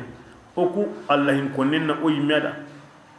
allah karin temu baka taga hon sumaga hon sudi waqatin su kina go ke mo godi anta hawlanta adamaren mi annam mungo allah hin konnen ade anna allah hin ko waqatin su adom mo su ya ndey allah gara ho nyo kam ma faridai ara kempanko atindeni salihana nagato lagasara nagato i wakati ngorono kiye nganda nyenge kata serensiga na wutu serensiga hillandin jo para kata hillon blagatimme kiye nganda kenu isu wakati mbu kimme mo huturonda aw sagu honda aw sogobanda sallem paqe ado wakati ahananda hillandi sume qaso ngwankoni anda sabati tasigi omini hiju qaso ngwanko wakati ngwankoni ni sabumpi amon koni temo sinindi ado nyamogondi ado sogomo yani bati sugo no farda gani mo kere wakati kere luzuran kana bakan kama on salli hakare gandanga nyime on sumu anga hiti aw hakare gandanga nyime anga watu anga tere on jaka gandama on piji anga ma sekitaka o keblen nga zikrin koni haqqen tay kempan tay luzuran tay nani hakare koni wanga haqqen tay waqtin tay luzuran tay anni ni ngalla kena am pakare nga keblen nga anyunda kamade wala zikrullah akbar allah yimlaki ne koni allah hin kone de wallahi ayan qora husu kamandenga asu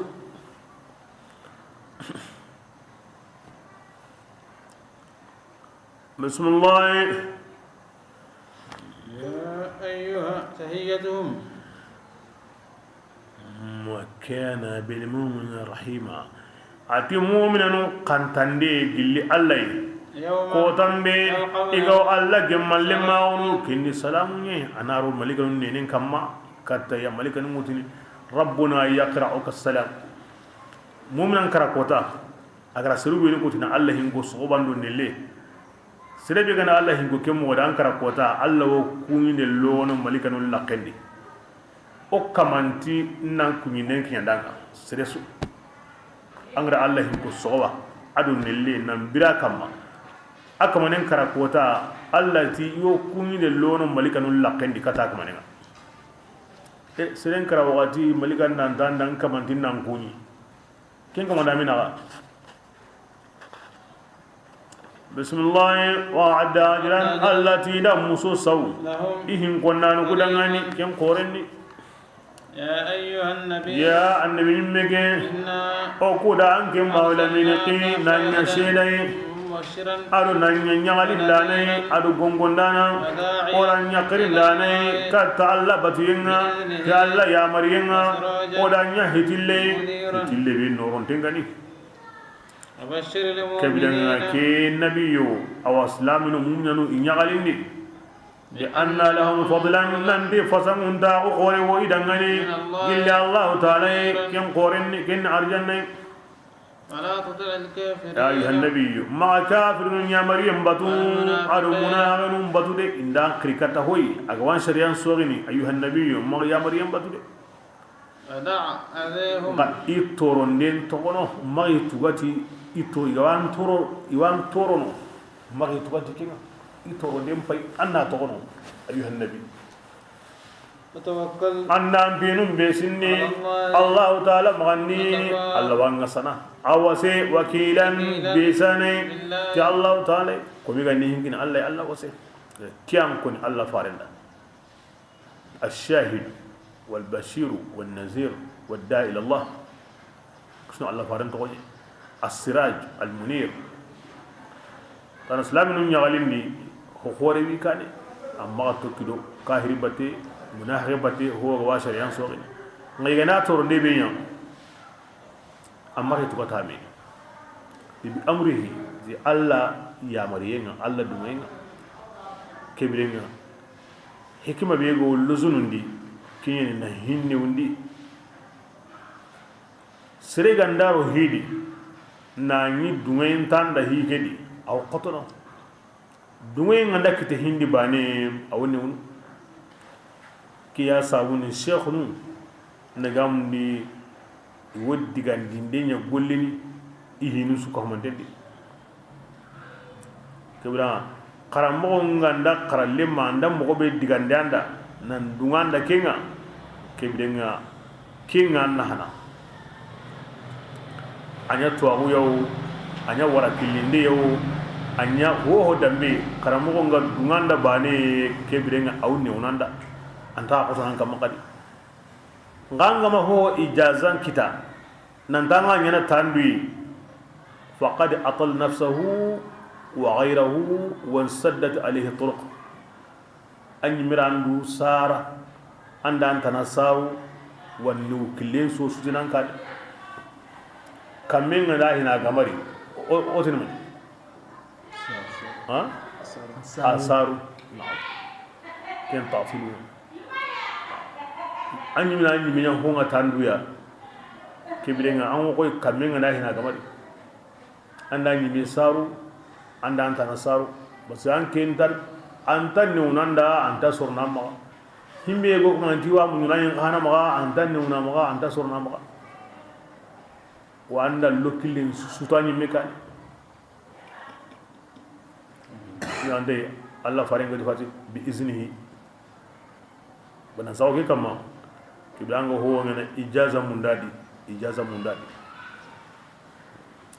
sira su ijaza ganta maga معطل نفسه ومعطل غيره وينصد على نفسه السبل الميسرة والطرق السهلة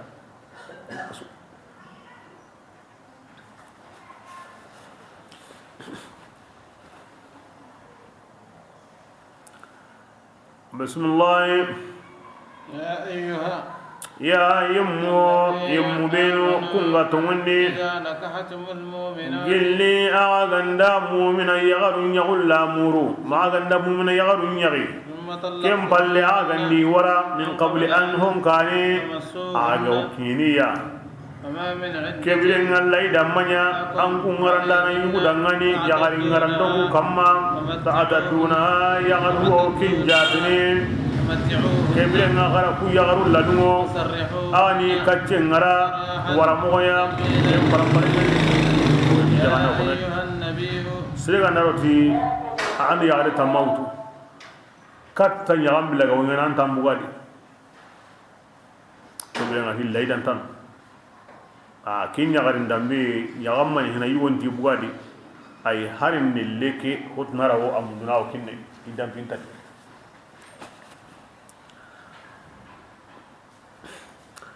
kibra ginde hutampo nga koni ana hutampo ntaganden saga aga kini yagarenga ana saga nga aga makini ga hutampo ntaganden kini yagaren wo hutampo ga mega kini kibra nga famati o hunna wo kibra nga qari dagamundi yani yagaren la lungo hoy wo kini aga wuti be nga taawnu tan to nga wuti ke no gondi husima yimne a ora kini hulaniya وكبرنا أغرب وتبين تاون تان كون أهوي وكني حق ما كوني كنا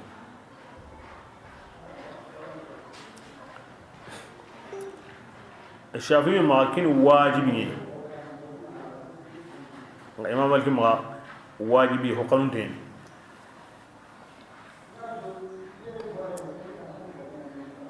بسم الله يا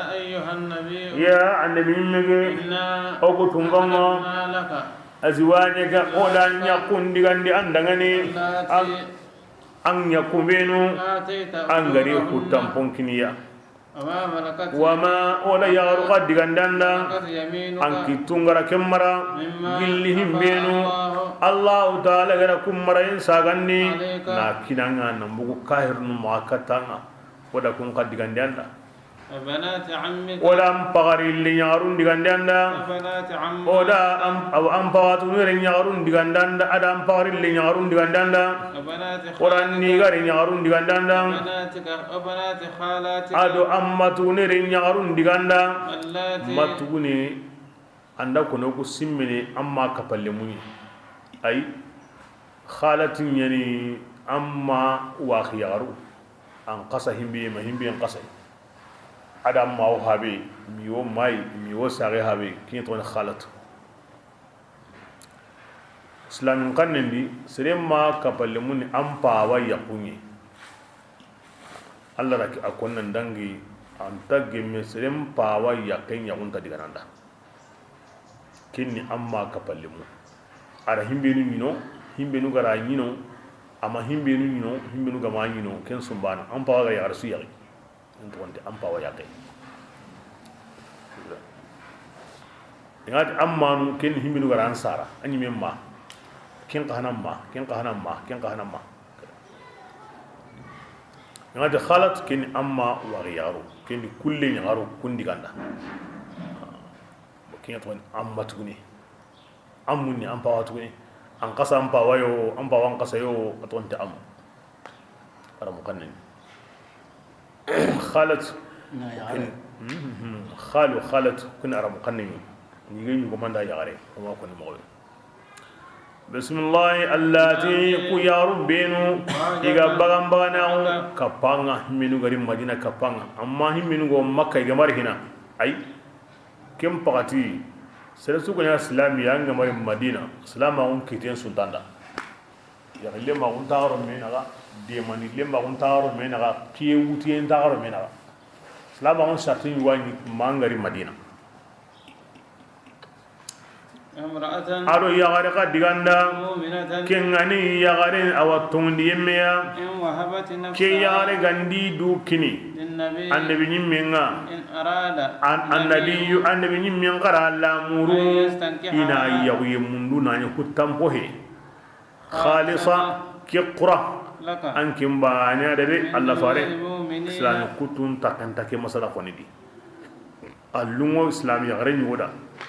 ani dukin Allah faren kara lamur ina yari nani hutam pohe alumu yagare nyime da ay medunga tay ndake diga nange mba ne da kutun takanta gedi na yagare nyari ti kuyenga nindu kinanga kinanya atti mantenga hutam pontadi ndake diga ndamba ne da قد علمنا ما أقولتم غندا هوندو قد علمنا ما فرضنا عليهم وغركم فردان دي مؤمنا كنتم كما أزواجهم يحكون يغندي كني منيا مؤمنا كنتم قلي كنيني إما هو يغرون غتيا إما يغي ما غنتا يغو ولي يغو سيدا يغو تامبو وركم كونن دانغي مي كنو كوني ديغامبا نيادا يغو نياتي يغون ديغاميني antanya na tinda akuyanga minda loganga minda sumanga minda suhurianga minda gaganga antanya na tikundi gamunga kus digamu sudi kitenya wono nyari ndai ndanga ahandu ngeta ngati kendi game nka na nyati ikuinden digamenga bokebren hutampo bima konadi da ontaro kina ngati ndin nyaren kinanga a hutampo niki no hutampo ngakoni bane kenda tuina dikini yegeni yakunya sa wal mandi ndu kinanga allada lakini hutampo nga o hutampo ngakoni bane sa kenda akutuiti yakunya yonga okutu koni antahu yagaru nagati yade koni seda waide kuni wali wono de ana kusubuno kindiga akimba ne tiada sallallahu alaihi wasallam ani agara kebe ko ta yawuli renta annabi nyum kama ina sabuni ho wa shafi qote kutun qallendi kebe denga kentan yaru benu gara idu kin Allah farenga kundunga yaru naatiyani maimuna adu zainabu wonni kanat ummul masakin wala majinan kinin adu ummu shuraik adu khawlat bint hakim kunati allungi da ini du kin Allah farenga kundunga allungu Allah faren qada ini wutu kusurnati bonka ko yuwa ko haramin Allah faran ka kamai ya gumpindi de kenwo kada koy mani kitabi ganke a hore ya gare Allah faren na ken nyari ken paramteni parce que Allah sallallahu alaihi wasallam ikira Allah nyaga idi yakun sullu arjanna di ti Allah ti yahoti du chrétien yahuda on arjanna di bo kebira ken sabura Allah ka ti du kenga kebira kahirin model ni bi no islamin ga wayi yakene kebira ken on takenta ken sade bo bane ahillandi Allah da koda sisa wa azwajuhu ummahatuhum ti Allah faren kagun yarun islamin manu yayi kan go islamin na murginta isu ka homantem manya chrétien ya umma yahudi yani ima islamin ma o baka kibiran kuma nan hindi sabuda ko yahun paramtemo Allah faren kamma o kena bono itumbare yahun ka haramin Allah faren kamma tumbare modelisu a horen dawo a chrétien man sabuda tumbare yago shatunu benuga kuni ken tatimina Allah faren kamma o de serega ndakkan ngama tumbare nyaga mo jeni o ti kem pati nanga wanya yalli Allah faren ko kanni ma jeni wa ahillandi ma hutam pokita himbe go hori yarum putene kem pati awge manna yare Allah faren ko do kinga wa yalla ga ndaw ko nda ndaw kunu nga manale Allah ti ho ndade bo kebre nga ku hilli ga fu Allah farende gebra ken ka hana haran aya bo kebre nga o ko diga no guda aw gemme yu maton kute ina kitabiya ya garin yari a hore ya gare aw gemme yu maton kute ina silam tumbare mutu ti ku shatanu hilliya ya no ku yu wono liri yu wa kama bo kento ku kama no ku yu wono ka yuruba yu wada bo kento ka dangani Aisha radhiyallahu anha wal ghami ati ken sul suratu himmel wali dukine nge mo kon ya gari mi dukine yu wa kunwa make mi wari na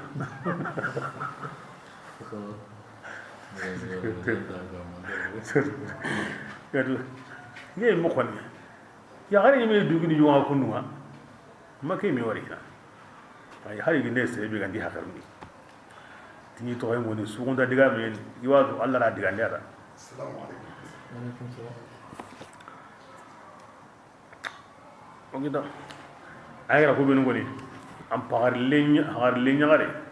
e hawatu lenya gare e ndiga lenya gare e khalatu lenya gare ko diga Allah fa sallam me ima kabe ima to ko to ngai bo kimbe ga diga ra yire ko diga kutunda imma afa Allah alik Allah ga rakibi sagandanga na'am wala safiyatu kallin koni kimbu khaybara bo juwaira yaka bo akani ke menye akan ke menye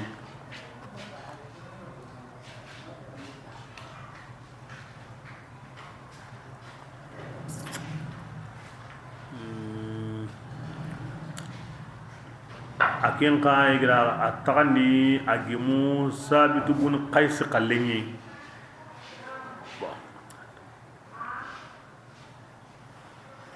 qaisu da anyam mukatibunga iso madina no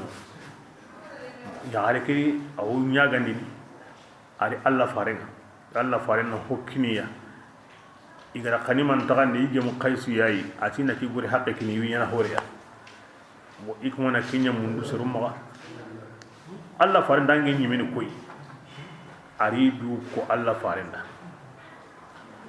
basana ikana ke lemenyen Allah wandi basin dale atike bilenga hoy wonu angana digo kinga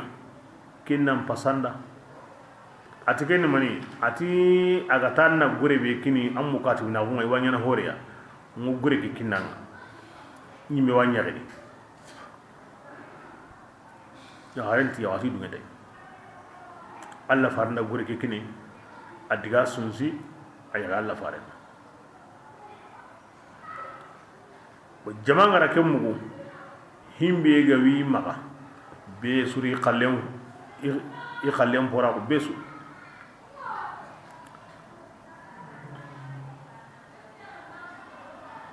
parce que janne gamuri inya alla faren kallun karunga aisha wala amnati kama yare wari akhiringa qoro isirun kamma dina juwarai yaman sabuda kame kore ha kame sire hede kame kore parce que gajenya alla faren naga aro banil mustalaq ila qabla ke ila kara niriga kame kore ya ligin na nyakumenga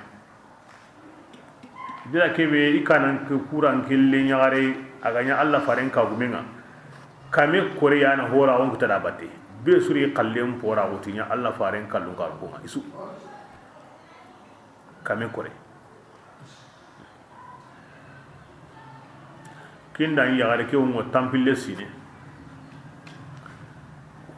kebiranga hijran tankarage a fatike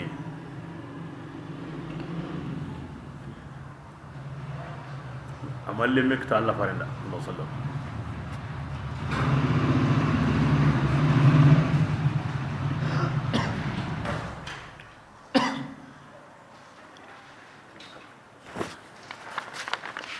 bismillah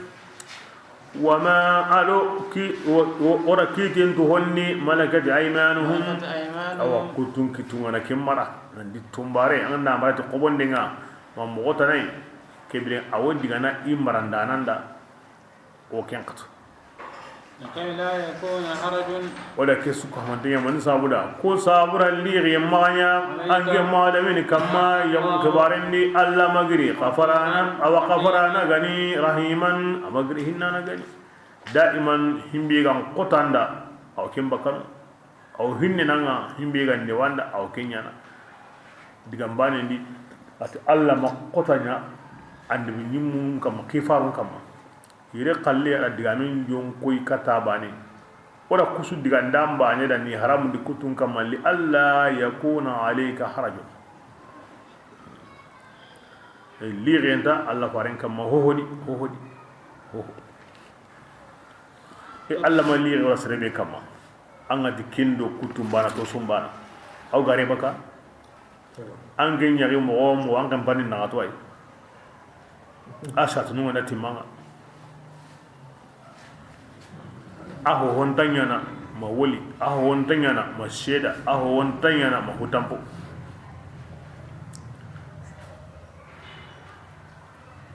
bismillah ati harsa kin digambane sawra ya rasulullah an yemme ngui kotan dugundini an ganda ke ngui kotan dugunden kanu minhunna gillanya ku kabidi watu uwi ilayka man amu yemme wi kotan tintondini kata duya angara ken kotan tintonden kanu ay wagilli yaruya waman ati yarabi ibtaghaita anganda killa muru gilli yarunni angani gara killa tunni adi kesu lirienda ankamma kesu la kesu nyanda wi kotan tandu yarina angana himbe tono wakati be anda tono anda lunganda nati dondi wakati ke be anda tintondi angana himbe khalilla tondi anda la tondi angana himbe tintondi anda tintondi o malire imanya kam mamini ho ga walire no manya kam wala ke man sabura zalika kesugandi ne be wora nyanda an sagombane ke antinta ayunahunna yagharu yaqunna alquran imma suno ina dunge bima tihunga angara kenkini iya isu banan su isu wallahu ta'ala ya'lam ma allahu hutu kenga aga sundumunni alla magri tuana ganiti tagahonunga amagri no gani yari ganda tunan di sagun yinkina da alla yimbira sagun kini mo be ganda lumada kebirenga awidu mogotunu de parce que me futi suga wari niya amin pakenti mandi kebirenga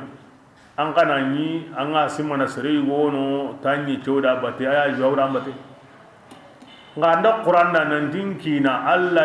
ti sagontinda sagonna yada andal lumada anin tokono wati be lumada andal lumada wakati be allinkara an anda kentu liire nta waran kamade an anda ya mo be ko tabi an dungen ti kenade ibrahim hime wo asiki kengo nyana agorni mo be kebre ngaw hinga benda warni de anna sabon korondi anna lunga bondi Allah ti mo be ga lunga kenda yadi kebre nganna mo gonya himbe ga in kallil wonna da Allah rakiya ya garu ya sawula wa Allah sallallahu alaihi wasallam atta tenda newde angan toko sure nga mangrandu hajum burani angan toko haqqe futi nga mangrandu hajum burani yo kata bla ke kendi kuma an kunti agantal dunai agar Allah di fare mutu kebide nga ni dema e khidmande ke kiya sabur Allah gara kida haqiqan ni ali dema e khidmande nga anyi mi ganatu homa wajiba kama anda himbe nya Allah ti duwe kenga kebide angol la higa be donc kesu ko ma dem bayne kesunya Allah farenda nga make dabari ko tabane ayan telemun tayugon sui ama domi yagare wi ko tayi gana hina nani Allah da asagon tagada Aisha wote ne ki aya ga yanka ikati wallahi ma ara rabbuka illa yusari fi hawaka ndi wallahi ngokoni nge yaren tay maganta himbe ga landa dron an kama nga kurumana na kenyanda ngela hiki korosike mo yen a anda ke diga mega wari gadi mo be ga nan lunga ngenda ngela ko hike wari mo be din krosin dendi de himbe ga landa de a ko sala kenyanda a garan goren yuda ken kama ne a ken kama liga mo sirde alla go ko be sagonya nada kendo ko hindo tabana de ngana ko ke amadu mi yarawi ko ta yigan abadan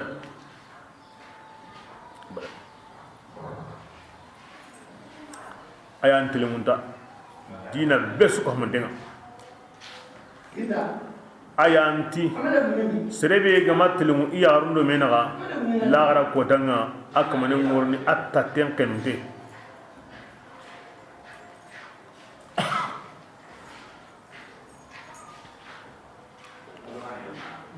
بسم الله لا يحل لك النساء يا رسول الله بركبي الله غرا يغارو سغاني isu kahmantenga di oda Allah di fare mutu Allah di adangani bastari aywa ara kiten ko nanyama awarni ya ko ka tugati hoy hoy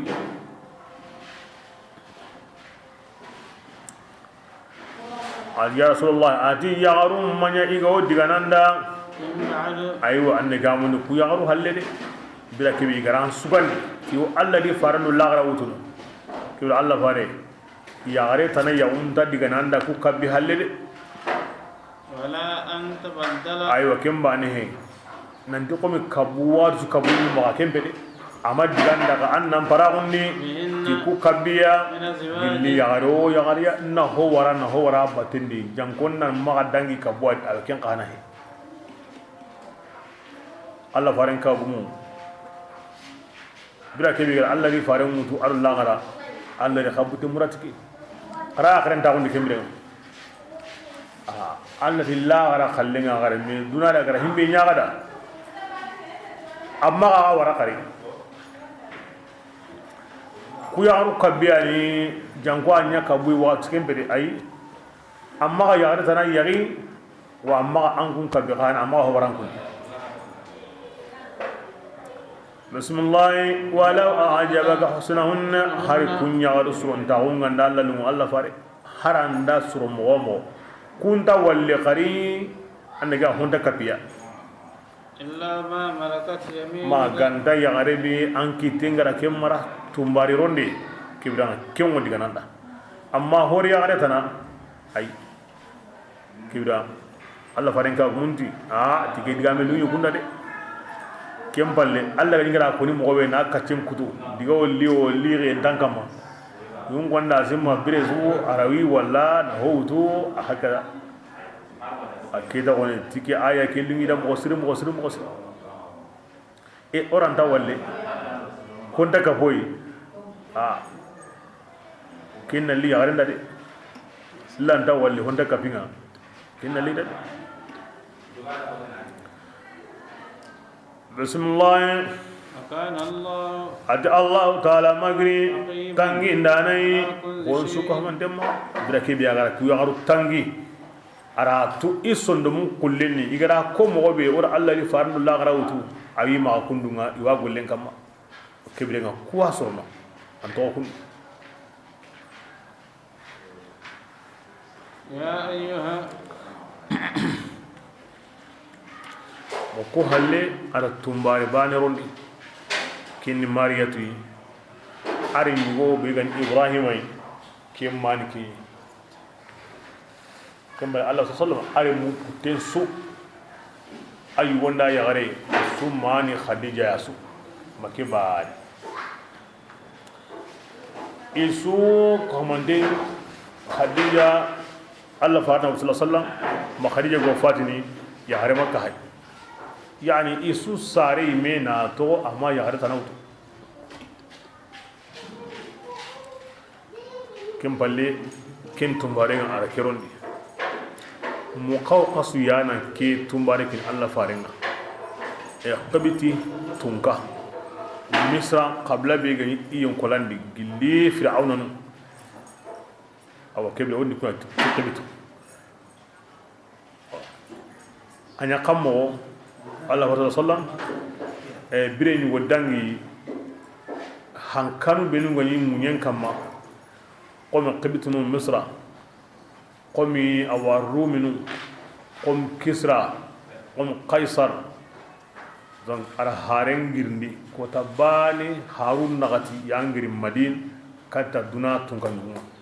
kem pakati duna di kunyande duna hankamanga duna kutensu anda kuygo hakemure himbe ga diga misra kata qibtunuma kento kon hatibu ibn abi baltat ara bata'in kine bata'a ken no bismillahir rahmanir rahim agrim muhammadu ya allah komi awda kata muqawqisu qibtun ko qirse allah awa kuinde mo sere kamma angara kanda imbatu ke halle ngewa qilli islam on qrindenga an wo islam on an wo kisini an gana islam o allah wa muson kinanga tahillo parce que ken kota ko ahli kitab kitabiyen men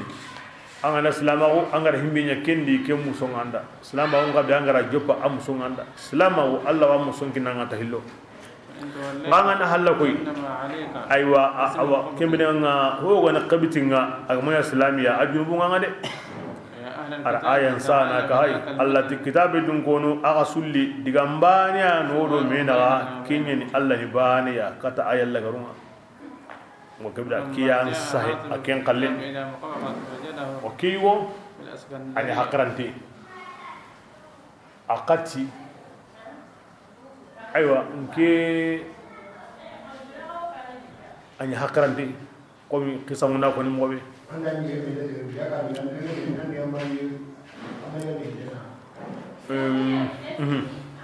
وجده في الاسكندريه adi kharenga diga arani qibitum pankama aw askandariya ken ko askandariya yani jabane ende be qorenga har sisa ayani de be qore hilandi ngam sanjamane ndi qara aw gelle bata ke daron taunga arabata nyugo to adabarin dengo ture kambenga arab tampollai na aywa arabata ken ngondi na kin itumbare nyugoya kem balle araja bun saha bata ga nyugo di ken bata ga awa ken na sauranga بسم الله الرحمن الرحيم أو كني محمد بن عبد الله أقدم مقوقس وقبتم كون كريسي كيسي وان كما كي هاللنا مبتاغين قرا أنغرهم بيكون دا فامو أرانغ وقيل كتاكبيا نساون دينغي بانيو هل أن بني من أمكني هنا غانجي ما يسمنا ننتاو بكر نقوهم بيجهز الشامي مكنا جابو أنا أكرمت وفي الشام هو معدن الأنبياء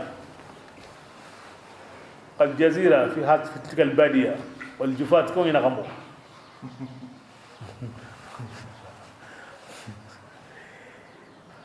يخسر زرني على كل كون نمبسمي أنا ما كتا سنيانا أنا هونيا دعنا هنغلي أتين دام فارين دارو ببت أنا بتاعي كرو توري كامبيو باتاني كي بتاعي بيهاي حرساون أرساون في المتاحف المصرية إن لم يكونوا على السمرقند ذهبوا به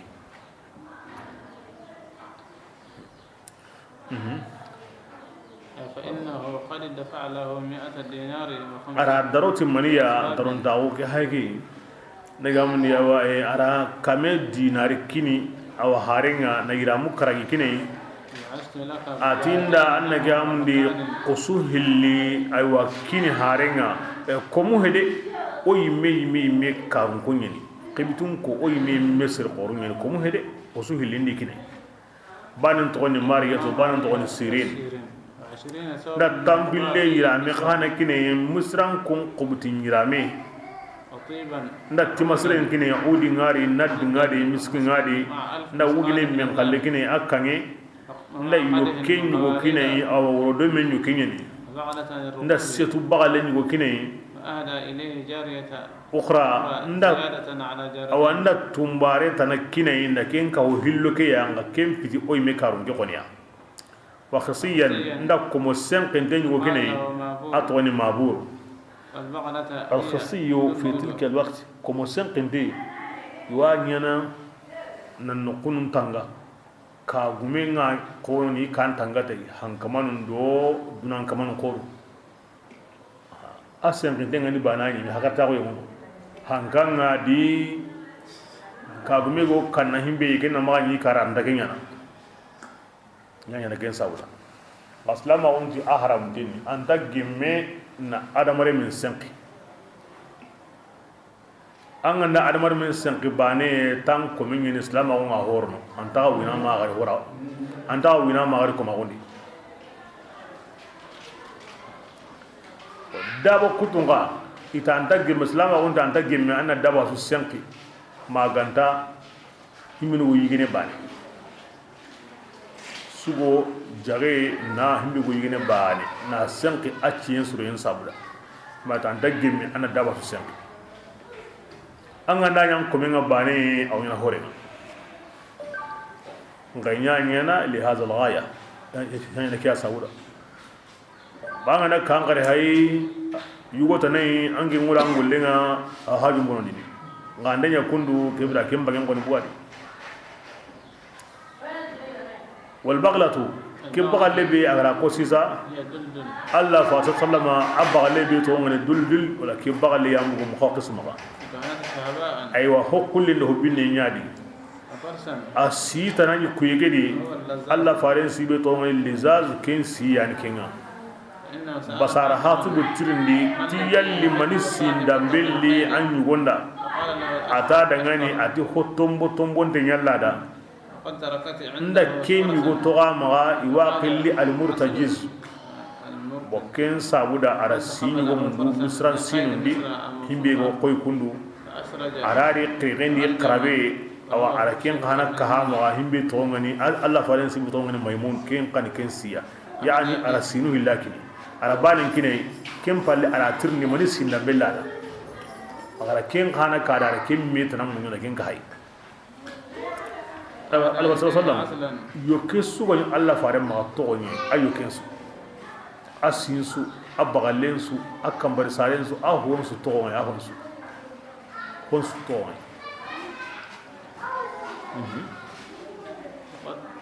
أهدى إليه أصلا من عسل banha من أصل بنها ara yage ni wo kine ita na ken kasamballa farenga misra de be ga ni banha ken yage bunu ni bo haren do asu ko mandelli أعجب به aga kinye madina arisu kini nan dantari a yage ke ko ni walla farnda mo siri maga woti ni kende aga yage nga kyalli yage suya ثم دعا arna barkero banha yage ndi alla farnda ngi diga me sabuda nyan koten kamma yage tali nun yage har sobake nyan koten kamma yage da barkanti yage oke tumbare ke atonti maria ban ton sirin maria tuke alla farnda ke mutu armi ibrahim kinyana ken sara anya zul hijjan qasondi hijran sina segundi man yamni ibrahim honuti ara tanyire kota bre honuti sine bane honuti qasutan yani armi ki ibrahim asage illa tunane aga sage alla farenti insalle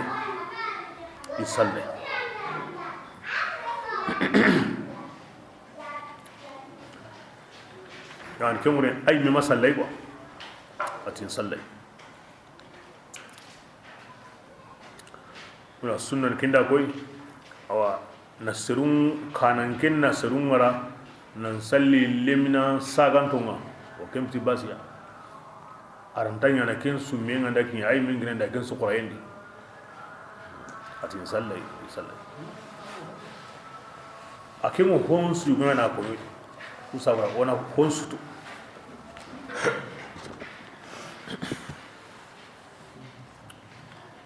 wana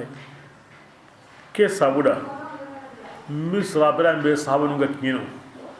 aw wasayin nyu dina aw atin de qoren suya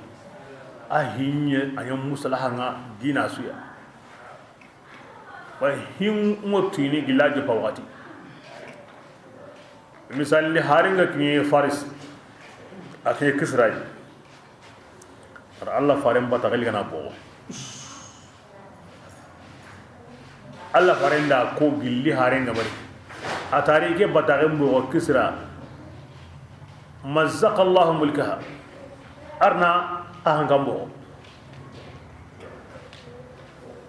akanya kunni de akim paitawra bi akamun nagatul husine nka akem baken akem pai besuru duutu man kay ngirna sigi islam awndi ni kem mogodi amagi wonnata Allah faren kari wonnata amakita ngara Allah faren lo ntaw kan basu ada batale gana bo Allah faren tar agari nge batale mbo arna hankam bo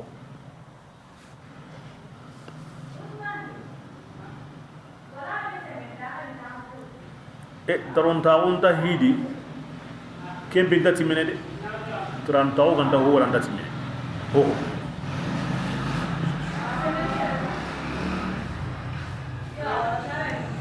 ba langurenga himbe kinya nya islamiga ke langurenga haram musliharari min muhammad bin abdullah ila muqaqis azima al-qubzi salamun ala man ittaba al-huda amma ba'd adiuka bi di'ayati al-islam aslim taslim aslim yutika ajratayn وإن توليت فإنما عليك إثم القبط أرعايا توكل خلاص أجري محمد يا الله كمي عبد الله رمي أورا كتا تونكانا كيس يمو كاندا يمباتو يمون كما نعم كل سلام أون كرني كنيني نيا سلام يا أمو كيسي نيا سلام يا أمو سونغ كنا نتاهيلو أنا نبارا كبير سجل بونا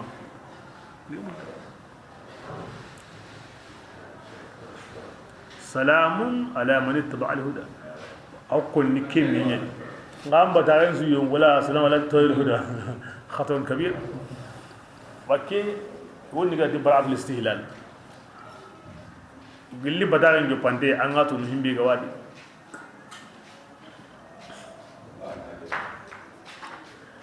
naw gilla jukunga ara sagandi bismillahir rahmanir rahim ada kensa ke gi sani mo me keni jukunta on nan gemuti an se halema lumunda sago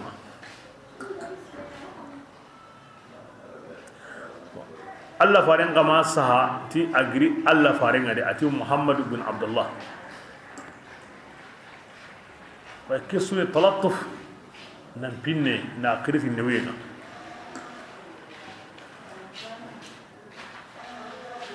parce min rasulullah Muhammad billi kenga ken diga mi ganda ko yara bani hota sorno kari lat selon kiriti diga mo siri nga diga mo monte himbe go family aywa awrno sereni kha Allah faran diga mun da gollu asukai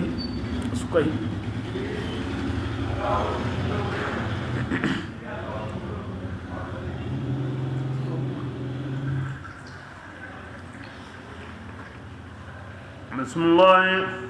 أيها الذين يا يمو يا يمو الذين يمو بينكم وتمني يا سير ينكن نمارو كم النبي منكم بني إلا أن ما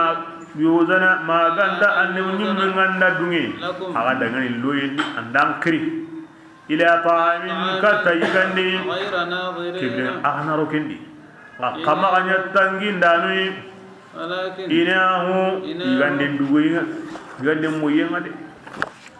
walakin qa idha du'itum birambe inda aqri aghallu agan layigi agan sanqi wala mustanisin amaga ta'u qide bulle mugana ay awanna kamdi ti masalanga de na qide bugumi masala kama ke adan gem muciye kidi hata yin sabura yigande palle ani annabi ni men torono ba aw sabu againa kaada Allah taala Allah nda tonni gilli tongale Allah faram pakka sugono Allah nda to kono de awa ko nagada kebinga ke komenda banande asago ngan kebeta aw ken konni Allah ken konni ngobe gan talada aw ken konni ko sabuda olla to Allah faran sunu hinga olla to aqosinga himbe gal talada walau aqall qalil umma dabari asga dabari asre toya tukunu illa buri kamari mandaga khiri andaga khiri kana yimbe be hinga na nyime agandiga yigandi ngane ma tauna moyendu an kallenga wari an tan yige nan to aga nan yime agra an diga kama tawo nuna masala rai an talada aw sagamun na tagada aw gati honu worno Allah farin kara nani makri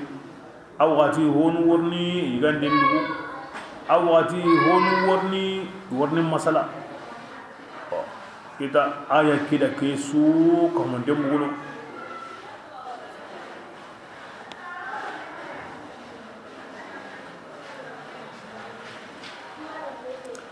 kebrenga wa hijabu ayanu qariki halya kem patin dani yaru kudo yugo iso taawon qurban ndi iso yigene isu yago meya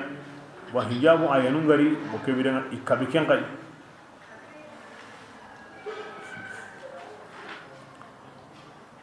angna suratul nur hay amu kem wala ngalen tala ken mo wasir بسم الله وإذا سألتموهن كبرنا عدي صحابا أغند الله فارين كارنغون نياغا متاعا يوكيا فاسألوهن قرين نياغا من وراء حجاب قرين نياغا أو النغم بوينغو هالي قرين نياغا ناني هولغو وغادو مينغا كما نيا أغسو سيكي قريبان ونفتر رضي الله عنه وتياتي الله فارين أتي أنكي biye suwarnan kamma sere ndo sere bure angani hulgo walla odo manu maka yawri igulli ngawri me gil alla faren gati alla faren ka munna ga manuwai sire suma ire nyagaren kare hilli nyagare be sotu ima ongo yimbe yimbe nyagare alla faren ma ata angani hulgo walla odo manu naga aywa kin koni andi kam paso bani ada hilandi odi so yigene yoki bani o yigande honwa o tuna kani mo gami gari kiten katindi o manu kitena yoki bani angani iduran kalen kinniya o kan nyigi odura itake gandadi ati ken kahana nyigalli geda aken kare kare hinyani aganda ho la muri husri angabadi aya mo yankana ti karate da bari anda ho koni ho gure angabadi aya mo yankana ti karate to a ho lana ke koni hina kemballe aya li na wutuma kamu on yige yoki bane he wana nyori o ta oran ay adi sahaba no hara gandari ho yugo mundu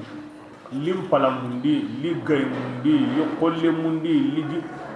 kara atirne na to hoyo waga do aga manu na aga ri masi yokre bani kam makati bismillah zalikum aga dan kinga atharu kinyan senunda an kunyugo sondo munda adu ya ru sondo munda sikante kinye parce ya ganyani kalani hananga ya ganyani bundam kunci hananga na liga anda wariya na here ni anna kita anda wariya to da karakan ta kabuwan wa min huna ajope na nagam pollo ya garundo yugun na islam kan angolo islam kan di bane badam anya ko ya garun ta kundenga sunna Allah fa sallallahu alaihi wasallam ma yugun temperanye ke himil wodangi nondi wo kebre nga kuntu dindi kunu zum haram bo kem palle be son kambe angane himbe ko ni sigere anna ko ni kan islam kan bar mo bismillah wama kana lakum atib basana amma diga an kun dangani antuzu aga antoranni Allah farenga har honne كين تدي كنا على الإسلام أنا الله فارن ترى تهرون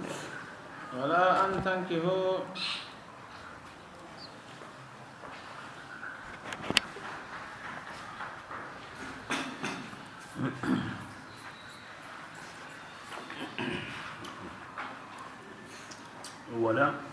ولا أن تنكحوا أمان دعاء دعاني أغن يغني أزواجه الله فارن كاون يغرونا الله فارن كما يلهلي كم بديعنا أبدا إن ذلكم أغدا كين كم مغري إن الله الله مغا جنوب يا عظيما أجنوب قرنين إن تبدوا شيئا أغنهم وندي أو تخفوا ما غدا بانغاندي أنا هو بانغاندي ما غدا موندي يمي فإن الله تعالى الله مغري توانا غني تهون سوق همانتنا لا جناح الصحابة نقولون أتقول طلحة بن عبيد الله أكيد لا أكيد نغني الله فارين عندك كم غني له مين غير عائشة توتو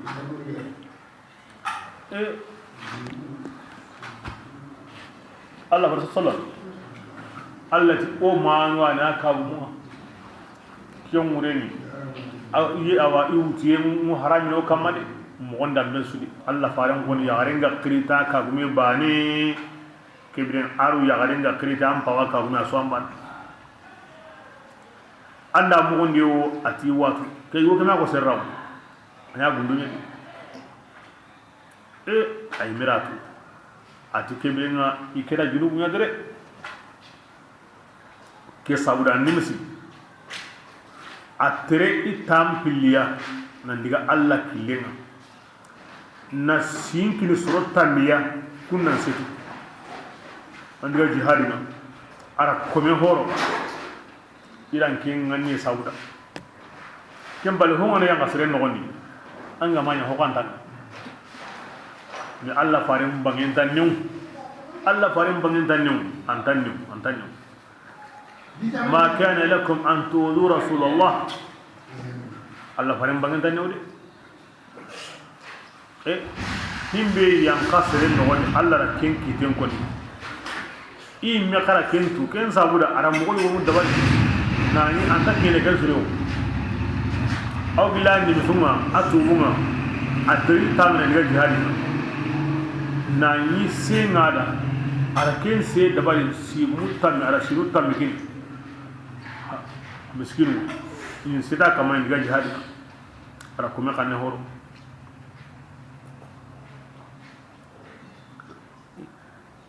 mo burebe go yankana e kame sire no woni lengi do Allah fare mbagi ko nga bagina mangara kala kay mi Allah fare lo gontawo kan pe islam magana kala kay ni to por Allah fare sumbana tanta hasu kena kan bangu kini ayankin no woni ba ne timu kenyana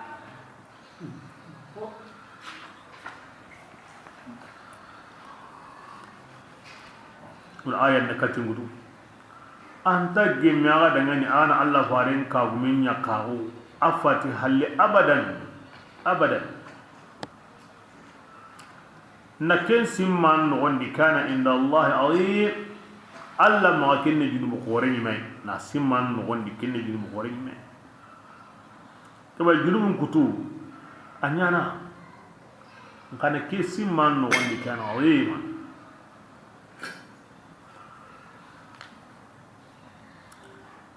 Allah farin bangi Allah ma qotondi Allah ma niundi islam ma niundi ke sawra diga modi anganda ko ni Allah da angana tubani ba diga modi anganda ko ni Allah farin da haranga na tubi wankalli ken kamane ntaslu muyen kamakali se sugayra kan baga Allah farin haranga na tubi angane kala wutubu munamma angana tubi kitani wud arakana fil sal ken sunyana e wankali Allah faran ko ni Allah kan paga kendi an kala ma ko men mu ya kan paga Allah na mos ko anga tubi parce que Allah yeben Allah arahim bi bangem qoto ken Allah faran kinga leo serebe maga kinga mo nayi woy kimutayi woy bismillah la junaha allati awa ajnu lighyamaya alayhinna awa yagaru alla farin yakun kamma na hay alla farin yakun yakonni himbe ga wida awos lam yagaru kada agati kamari tirndi maganta hoygo wagado menaka kenguroni kille mak ñagalli kamma qadi junubum da Allah bare gawu ñarum kamma fi abaihinna ihabanu kitindi kunnallo aw hijabu ke halle kemde basiya nagam ko ke halle katiya kemde basiya wala abna'i alo juno wolli rendi kamma ire mi wonni kunnallo nagam ko kedi parce que isu hayke isu yagarum koruni iho gabe wono ikina kasulle mumi maka kebira kemtu basi wala ikhwanihinna aw akhiyun kana aw junubun da ikamma kun aw kunna lo ndam poken dondi ido serebe o habe mi o mai mi o sare habe wala mi akhiyun linyum kan mi akhiyagarul linyum kan wala nisa mi yagalin nuru gasla mi yarun kan dangirono kemtu basi wala ma ado honga malakat aymanuhunna tungara kimbara ikko me yugo awa ikko me garu kebireno kunnallo awa hijab kedi kemti basiya kunni sahallemma na to hontido menaga kemti basiya wattaqina Allah akakanu Allah ini agar kebiye boni akakanu Allah ini Allah taala Allah magri amagri aywa ingane ala kulli shay'in hunni bismu kebiya kemwan islamin kan su kemo yadi yugon su amagim an ga islamin kan da annan katirono amagi islamin ka wani yu sigirani yugo be nu ngara wadangini ken sigira kane yagare yimme asara habe are yugo an kille minu an tanare minu ila fiqh hugum ndaki walangala honne lem qoru serebe ganati kuntar me kada lemu be nga bale gawo kebe nga sharia ngotini koy sukoni kula warno tabane haranga madini gam lemu be nga bale gawo kebe ko tasu tabane yugo be ganati iya kelle mun tarno ikara kebe nga sharia ma kituli kunno fa anda wala kan tayana koy gawo kebe nga haqqi wo kindiya an ka haqqi go wanda way ngana bono yagaren akhi yugo kebyan kullu woro akhi wulle yugo kullu woro islami yagaru mu'mina yagaru kullu woro an ge nimeru yagaru ko mo yugundi ko mo yagaru kullu woro ngadi yagaru nan kanu allah ide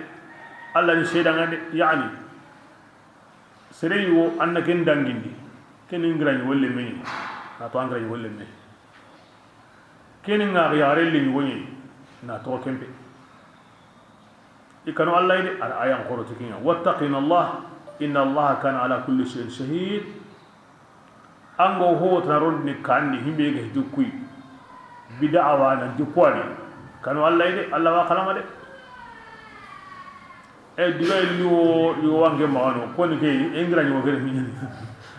ko ni har kere minni Allah tikanu Allah ide Allah ni sheda ngade aga he an nganda serero ni kandi himbe ga tukui Allah ti wa khala ngade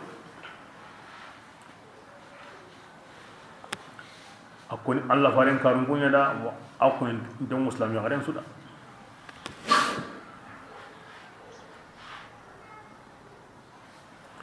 amati ya garu kunnu ngade ati nisa ihinna imin islami yagaru imin mu'min yagaru fasiqi yagare kahiri yagare maskan digan kara maskan digan bo fiqh gumundi anya qemar me be ga ndai siringina magahe mahara sarana yagare ngari siringina mai aywa kebrenga andati iworan kara wal ma allim anya hingati iworan kuma kebidenga antatna antanya nanka anyi me samdengo yare be an ko na yare mangra yare mamma wa yare i masalan sunya kin jondi kala ko tunu gamo e anya ke mari yare be ga na buankara abito andanya kanda me fam ma be ga na bunu abito andanya kanda me fam kibiranga tunu ki andar ye kara so arni bununde kebrenga maga sigi allah ankara maganta serega wono agaro masal na ken jondi inati intakendi ga kenan ankara riyella kawara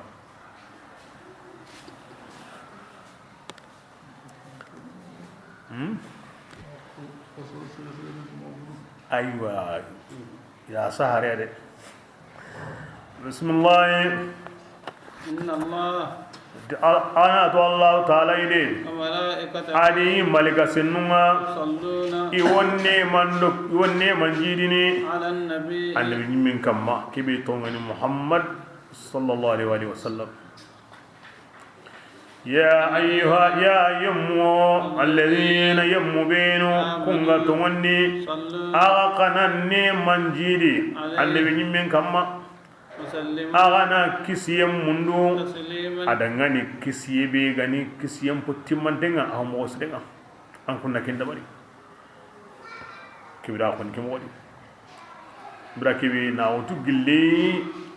himbe gan tali alla farenda himbe gan suna alla farenda alla kamana kinya koda kharake tono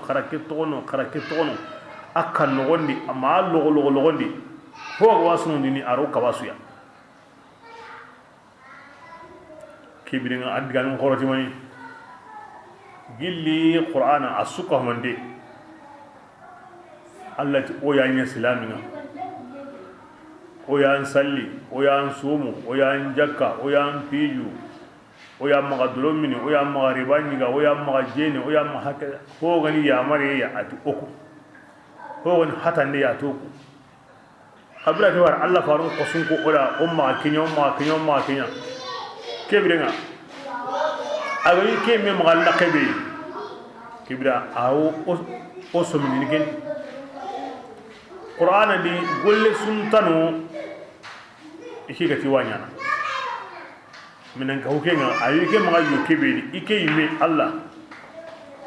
idi malikanu isuka humantingo nema munnu Allah farenda neman tagandana neman kamanna diko nema munnu kebra kemba kenga ana munnu koy kendik Allah farem kiba Allah farem pi mo wontay Allah farem go Allah ma yo kebedi mba kutumo wontay neman ni ko hoya hon sunta Allah ya ma Allah ho o himbe wa ma tiwoge munnu kendi ke umure ni no Allah fari kerin suwada neman suwada asagon suwada ikedi malikanu ati malikanu da ari magankuto ati malikanu inta Allah kuta indi war himbe na kenya ikoma sennunyani ikoma sunyani malikan sudi asuri bati malikanu malikan tabati qabla su ngama ganta ma sallen koni kenwo malikan su golleni asu malikan su golle ma sallen ali ay negativo golle be nyana qur'ana dikeni ma sallen ba kebrenga ahmad islamino de ati mu'minanu parce que mu'mina on ngene islam on kamulla ka hilandinga sere on ngena islaminga hina kem palle on ngena mu'mina ibna sere be ka kinye ken digriya ba ti kun kana ma sallenya nka ti kunna jidi at taslim wasallimu tasliman agayi ke magalla kebe yoni ken ta toro malikanu kanta Allah faren toro me qosu be ga ko to maganya Allah farenga anya nan ada mare me jadi ken sabuda ara taslimu ko nan ka kun kalle kala kisiye mundu Allah maga ana ga kisindi Allah faren toranga Allah faren toronde karamundu Allah ma arna kisindi Allah farin toronde arna kisiyenya ayime da arna kisindi o hana toran on Allah nyaga kina ano kisindi atorayenga arna kisindi o torana amma yake ime gondo malikanu ay dukun ta toro una sako bananya rakendi ngore de كبرنا قاتي اللهم صل على محمد وسلم مع صل نكي وسي اللهم صل على محمد وسلم مع صل كم بانتي دمانتي nga honga konene hillei hom pasuhoy kanan dim magasalle ni wono tim mangara kinya koni taga manya kinga magasallen kutin susrehe ken diga men ta gari me baka anta bid ay me baka iftira'un wa batilun honga ya hillei hom pasuhoy kin honsi angana ti kem magasallen paso magasallen sui ken di kon mo ken kadi yae ya abu me anda bu kem magasallen ku tempo hosre ya subhanallah ken kon nanu nanga wa ken kon ni as-salatu ibrahimiyya ona ken yimewutu as-salatu ibrahimiyya ko ni mo on mo ni koni mogonu tammi wono asu sahantendi bo kebirenga wala hanga watu kini عظيم. هم وصل المكان. الصبر الإبراهيمي كبر كلمة يهتباني تقول لك أنا كوني مغسل نونين قبل وانا ديارو كم بغي أنا نصلاتون كتابهم باي سيدنا أبو بكر مغسلونه سيدنا عمر مغسلونه ابن عباس قلمونه ابن مسعود قلمونه علي قلن تجاتن نيمي كبرنا علي إبراهيم يما كوني كون كوني كيا نانجان دكي ما نوتنا وكم بالله نعم سكان دادي أما كوني نانتان ما هو تناقوا جندا هو تنا ما هو تناقوا كم ما هو تناقوا نهم بيجتكينا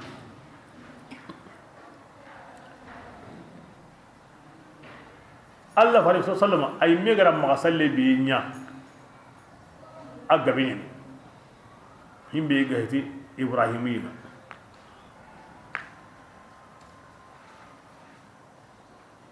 أنا مغسل نجاوم باي أنا هم بيفهمنا دي kendo ku digame ko nanu himbe ko ni awe kamundo ni be sahaba ngabe mono magasalle ni woyno yiwa awa ko ni mi wa dambini kate kini hulani magasalle na sabunya aya ni ke ko ni na ko na ko na ko na ko ginde agara mo Allah faringi donc kembiti ibrahimiya ginde agara mo Allah faringa kembire nga makka be islami tanana magasalle tanana dabari na ko Allah faringa keso mani ko ni genzo ko ina nanti أما كبر سيدنا مغسلنا في مغسل تناي هم بيجي إبراهيمي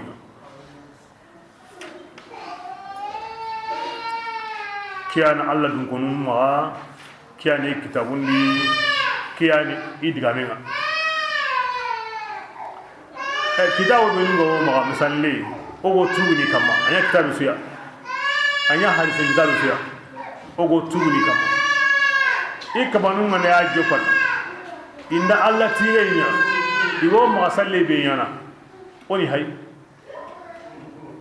anya bukhari yawo anya muslim yawo anya ibn majah yawo anya tirmidhi yawo anya hawa anya muwatta malik yawo iwo magasalle be yana Allah tirenya palle ona hay kun asuni ibrahim yewa o gina ganda gemme annahu taranya kempalle ngira simma kunyali na ko ni kitabu kedi nan dikke ma salle to al ibrahimi alla farenda khere ara sugandi kunyali na ko daw kendi ibrahim be ko iktabin jo pande amma irari ga alla farenga ibrahimi yuhe wal ma wogge mislamin na ma salle ngati ma salle tan himbe gati ibrahim ya heni garanya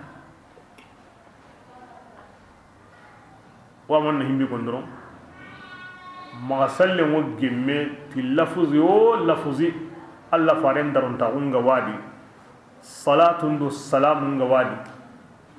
ibrahimu yinyo ibrahimu tananyo aw gemme aw timante salatun do salamun ngaradi kinna hoti mandenga allo adiwo agilo gilde islama won yimpanamu na waram ma sogobake kiyani sunna ngamanga ndanya tikke magasalle imbi sunna magasalle ngari gaboye kere himmo magasalle suda anganda magasalle nya Allah farin kama tikke salatu ya Allah ya hinamma angana tikke salatu ya anga diga mo jiri anga tiga salatu ya anga temo sahana anga tiga salatu ya ampi qotumu ne unanda anga tiga salatu ya kamme Allah kamme kinanga hakada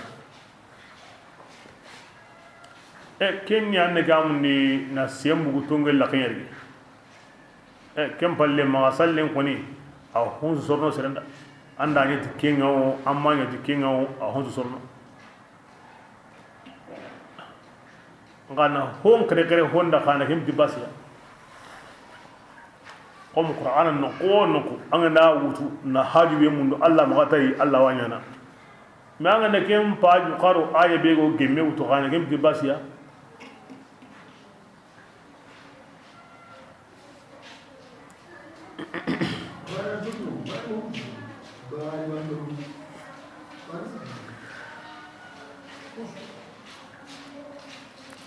اللهم صل سرنا كنا توادي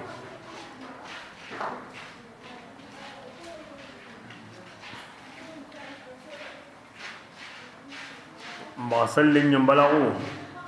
خبيغونتي وقونونتي خبري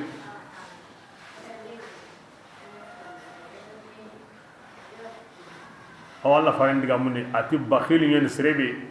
idinge hinkwa jondi ama ma sallenya ken bakhil kan fa al bakhil man dhukirtu indahu wa lam yusalli alayhi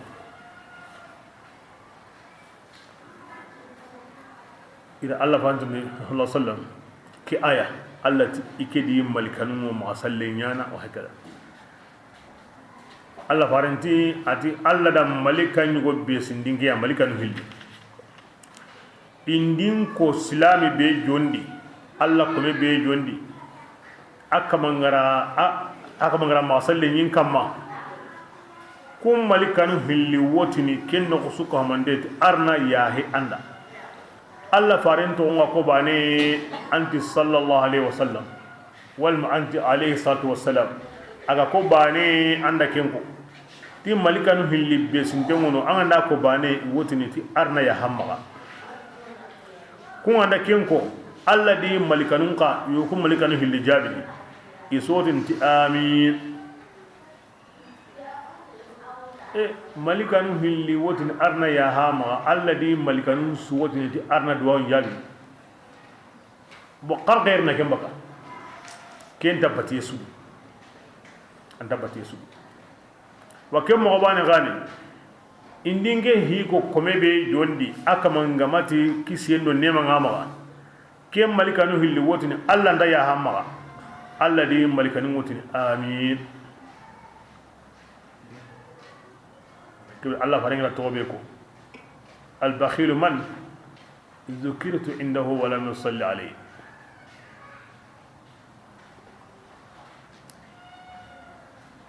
تفسير يقولون النصفي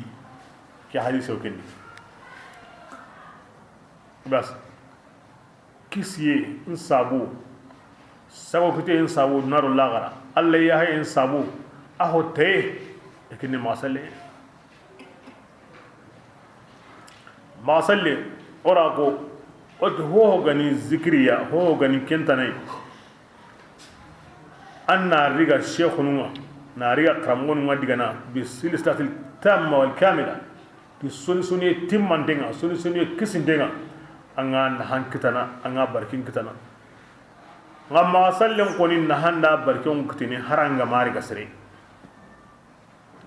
لالو منو يونتي ما سلم كوني هرانغا دا كو ديكو انتا كون سابراتي براجين بس الله فارين بيغو هيمبيدي كين سولين ساونتيني الله فارين بي من المستثنيات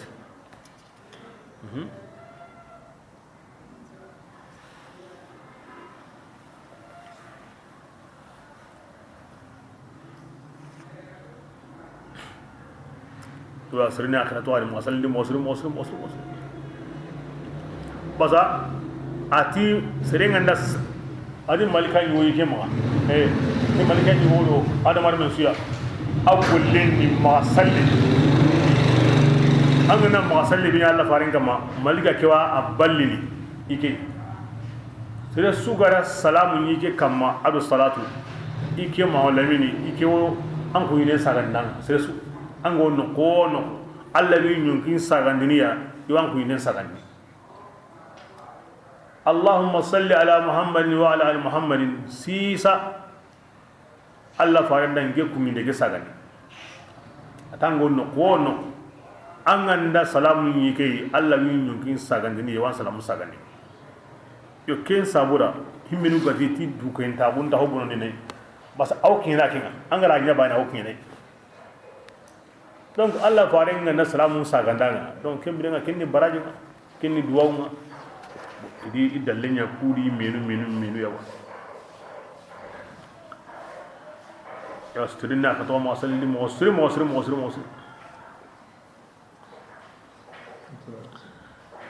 sawani mutu Allah sallallahu alaihi wasallam ajinge go batibi yana nda tagan na hatal bani ni ma salli atanda khairinya ngana no ko hay ayam basuki ati kebrenga nda tagandi hilloy tagandi mo kina ma sallenga ati ken sren nganga no ka hayre am basuki ati ken nda tagandi sikoy tagandi sikani rum pilli nda ken sunya ma sallenga bana mo kina na kutuga ati ken sren nganga no ka hay ati Allah fa de kebrenga nga sunya na ma sallenga Allah farande mani ati kembirenga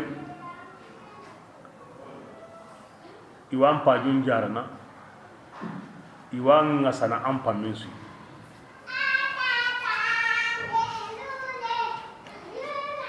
anga nam am pisu gumani masallinga iwan pajun su jarana alla wan ngasana ampa minsu ko mandenga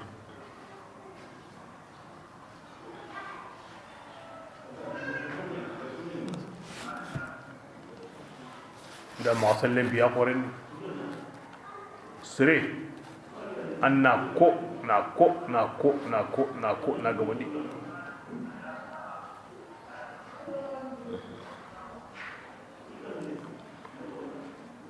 اللهم صل على محمد وعلى ال محمد وسلم كبر ما صلي اكون موس اغبني انتني مني ما صلي لفظين غبني انتني مني هونو آلون كباي نصحابون كهاي anda ho horriga kheri mo gersinanda fudon tamu mo gersinanda bismillah adi yamubinu igaho alla torono adi fare alla da alla ri fare awan toronda langa ari langa dunadi ari langa la garadi ari yanga qatay tili alladhi farin toronda nunda kenni londa gudunge kibringa farin toronda nuni kome toran takina alla ko mo gara ko mo ko men han takini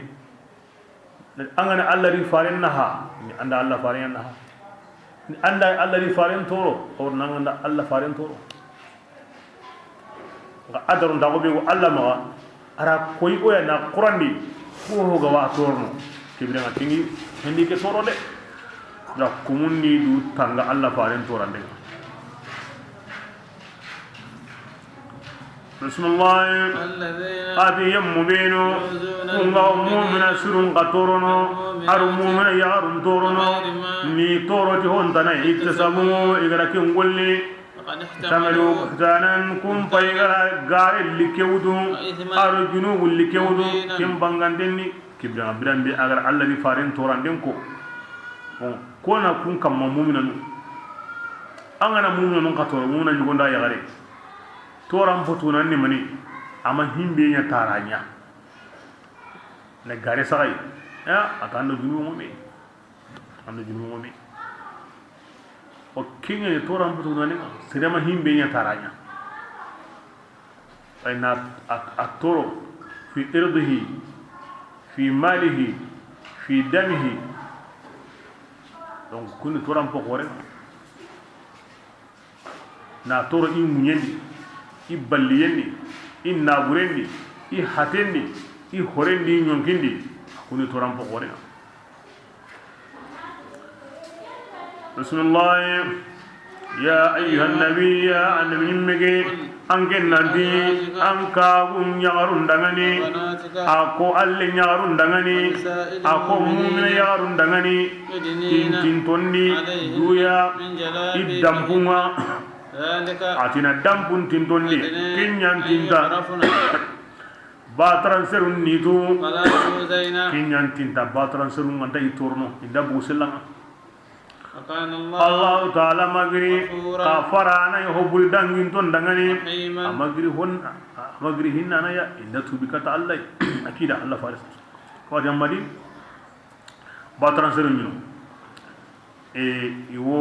sikiyarun kane بالتهميش نباترا مغنون دبريا نباترا دغامون كيدا يوا موندا إدغامين دو هيمبي دغامين غاندانيا أو موباني يواتو ندي كني ميا إندي مغندا مكونيا هيمبي غمال نوندي كيتندي دون كبرينغا yodangi ni kinga ni kemmo wadi o kem pakati be su bu mo wonni ani gambana droke ado pay ila ko Allah farna nan de sisa debege sisa awa ajamanga bode wo moy wono yede sisa ila mo ko Allah farenda kibira aya ki yanka mo kibringa nanti ina mo mbugu medi tumbaru ado hori yagaru ini mo mbugu medi kiya sabuni ashakha lwagoni tinta tumbare mundunu ti yonkola ko fariye Allah ma mundu tay ngai me ganaya basin tay ya akida yelingi qarariga akam be mo yande kibla ini du suturu mogodi akida anka gumunda alle nyagarunda islamiya garunda ini du suturu mogodi na meleke na jiramin nyankandi meleke mpalle yagalla ke jiramin nyankanda kama kadi kibe awtu ni nandi yagari be go kundu e alla ti dunga da ayagalla kenambu agara kenga hana jilela kibra ke kalenda ne wudi awre ni dunya moy wodi mo bi anga na war bani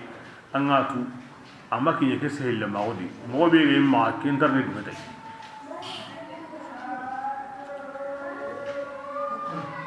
bismillah in lam yantahi al munafiqun aqida qad wallahi munafiqun ku gamattummi والذين أبيمون كما تمي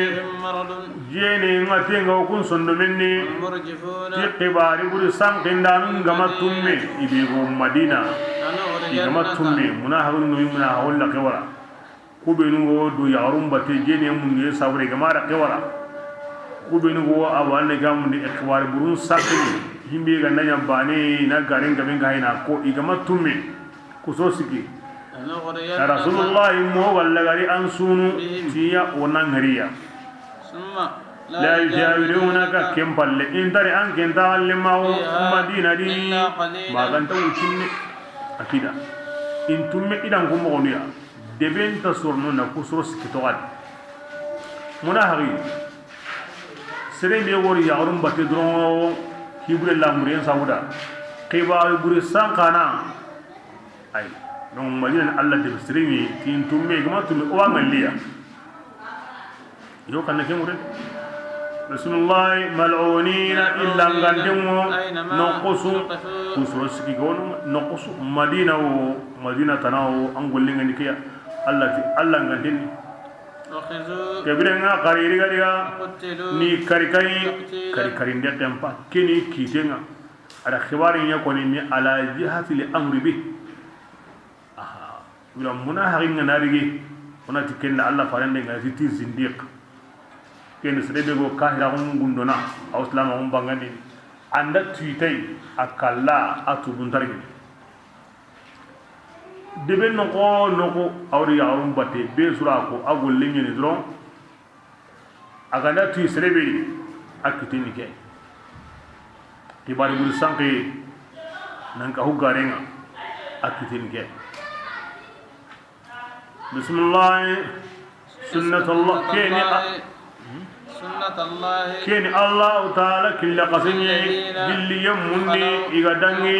awa kukani golle buri ñaano titini kiyayi gilli gannindi ñande Musa sirwa ñakam mo Musa samiri widi Qaruna ñakam mo Musa sirundi donc ibbatanu kianta ولن تجد تبديلا أنت رحرا دانني الله تعالى كل قصنني يا رسول الله مكان كون أنترني يا مبغتي تلي كمبرني أو مدري دعني أو وقت توعونا إن الله والله تعالى هنديني يا رسول الله من نانكن تنديني أنغاني قيام ساعنا أو نيني قريبا أنتندني يعني أنكن تاتلي كأنغاني نانتلا تقرب makan kondan ke turinde ke ni ni madina ka yahudiyanun ka wantir ni nay kini namure baga parce que Allah ra mo ndu tawreta di ara ko ka nanti anta gilla mo denga di indi kijabu awa anna kam ara yahudiyanu aw kum pujani mana jatu ngina kalle ke de harini allati antarna mo ko makan gon kalle ni ngi ngi an kum masagari yenga yime an kum tin tayna kan ba hammo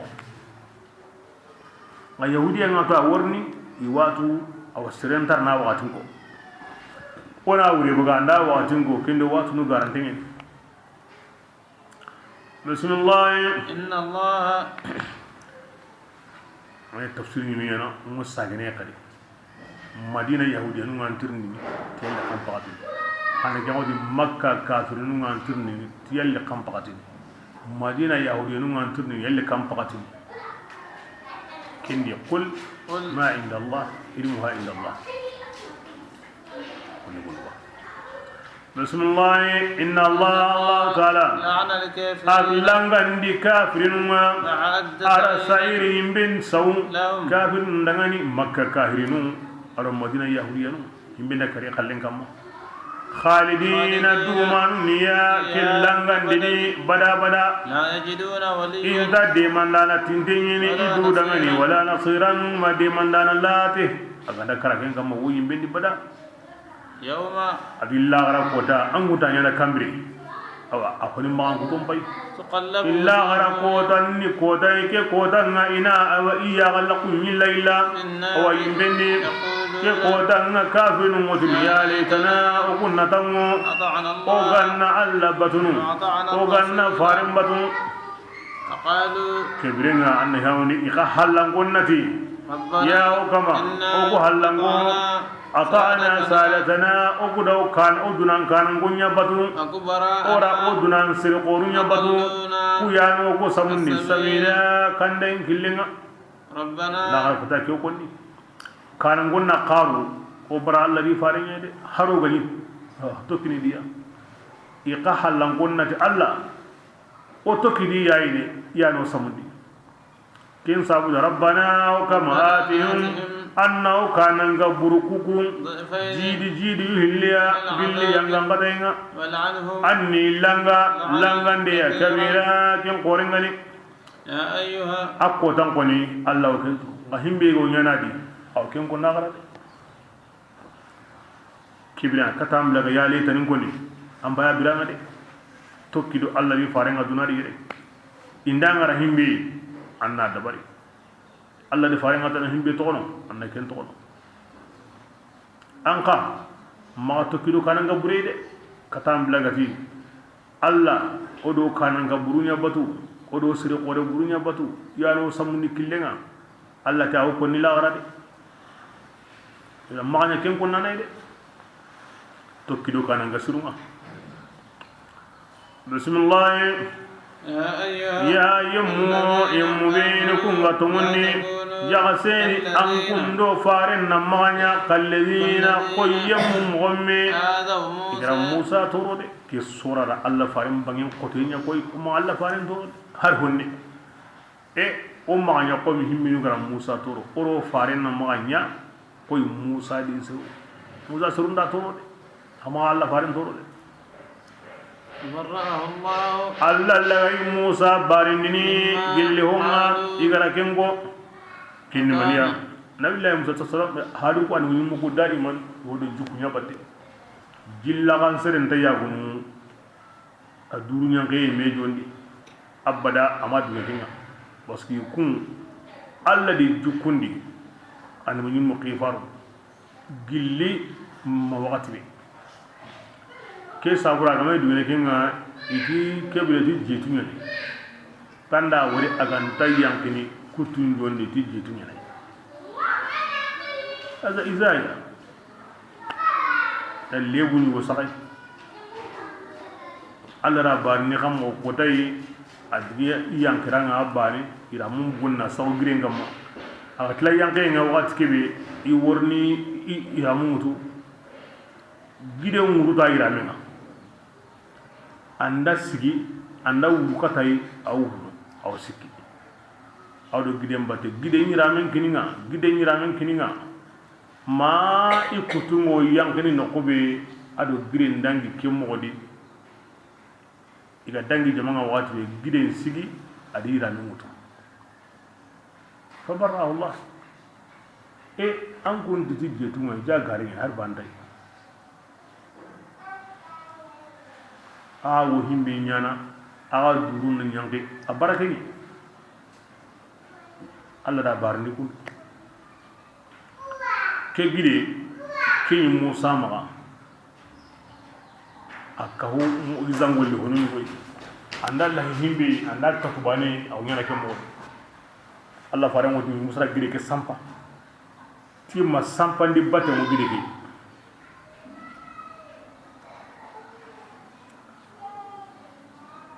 وكان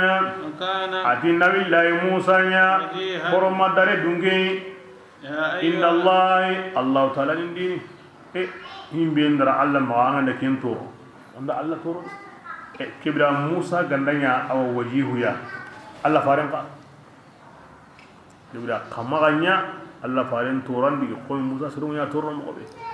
أتكي تورا تكون نعاري نواتي يوغاري سعي نعيان تاي الله هذا كين جاتي في التورا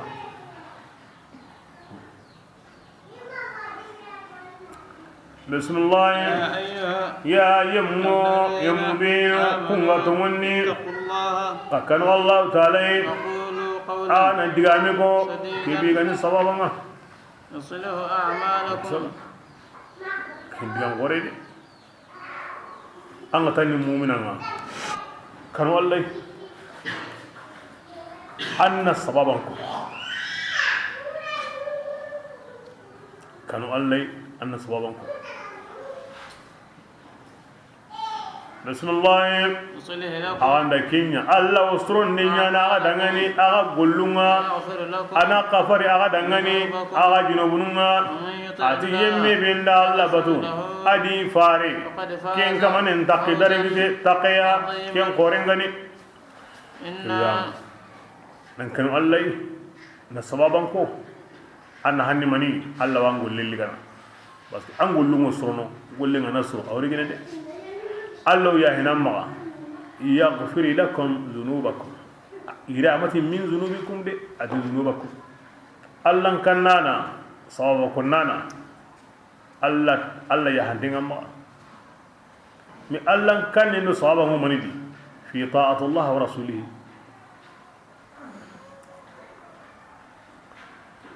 أنا كده بري كان فوزهم العظيم بسم الله إنا أدي أقوتهم كما ولا الأود دنيا أمبلي كمون كما أدو منين كما أدو جدون كما إسود وبركة دنيا ويا إن اللي كمودون بس يسوكانو أو اللي كنا أحملها الإنسان دنيا ونمانيا wonde fardan sallum karagi adu kentana ho so anga nanya baraji nga way anganda togono yanga ngate nga way ken sone amanatu allati ida wara kamunya kamahina adu munyen kamma inda ko himbera indati an hanni maniya arjanna angandanya anga makataga yimbe kemodu Allah yimbe binga wari koni elle ngen to ko la ra ko tamana ki ligaya sijura yimbe ko ni gawadi lanta mo arjanna to allide nga gama suro yimbe kibran go sijura woni isu ikanawre allike gidu manna musonga angana kata arjanna angana kontoga yimbe Allah o kanawre yimbe o kanay بسم الله وحملها الإنسان في قصر لنا وجود وهو آدم إذا كويكنا أم سني مني الجنة أنا كنتوا يمبي أتي الله كبرنا أيوة اللي نجوا وتم ندا وتو ندا ولم كونكنا الله تبارك وتعالى أنغرا وتو عندي مني anna gamuni aywa yaage nyene kalampananga mu yaage ke mu hoyuro nay anganta munda annim qosem pay ango kempo yankandi ken yankrome ngande manay annene akawan kena yimbenga nga wala kotu hilido menaga angan tamuna nin kosenko kotu ku hili tagu me aranda sede ngande manay ngunun kace aw seren kena yimbenga iramen kinanga iramen sitinte anga kone anga ma wasa antarno ngi alla kosenino ibra alla da alla farin o hawa adama de mata kusike yagan korome aro laqan qotum billi adu irame be go sitin basa komen na lo yimbendi asabun ni koyna ngaba anyare alla ke angunun kace bismillah ati serenda utude innahu ati serinenga waluman anya idu tonyandana ire amanya tu mbe gawali kebire ngari sono de ala likyo tuna kidu ya kebe ati kani hinga gidum kanu yimbeke idi qotoye kamun kanu yimbeke adi yubaye munyen kanu yimbeke adamare mi angunga batina wutu akanu yimbenga de andu dema nyaare andu dema allaqe andu dema angunu gace ko anga basren kena yimbenga da ko kan himbe ken kan honga de bismillah la yu'adhib Allahu al-munafiqina kila mumkin muta'alliqa bi aradina kibra kiballi sabuda duntinga gunyan koy oy o da wutu o munafiqi mbarati mandi bokinya sabuni Allah yangan qatan ni munafiqi yugo nga aro munafiqi yagarenga aro hillaka pana yugo aro hillaka pana yagare basakunda dundenga o kiyebe dundenga on pana allati alaysu rabbikum agati bala agari dunwari agara haraw allati fitratullah dinan Allah tagayni rasulun taga kamma aga taga mo be Allah gara taga kamma abu ken kamma بكاني الله غيري كنا دي ويتوب الله كاني الله غوتوب اللي كنا مؤمن يكون كما ارو مؤمن يغرو كدو دندغا او كتيماندي كبرنا انا كنت بولغا وكان الله تعالى مغري كفرانا يتوم داندا امغري هننا يتيا صدق الله العظيم ان تمم كويسني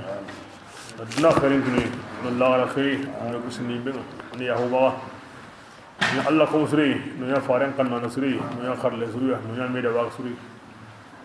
to mundano arna barke di na hakkare kiya na wonu sabatindi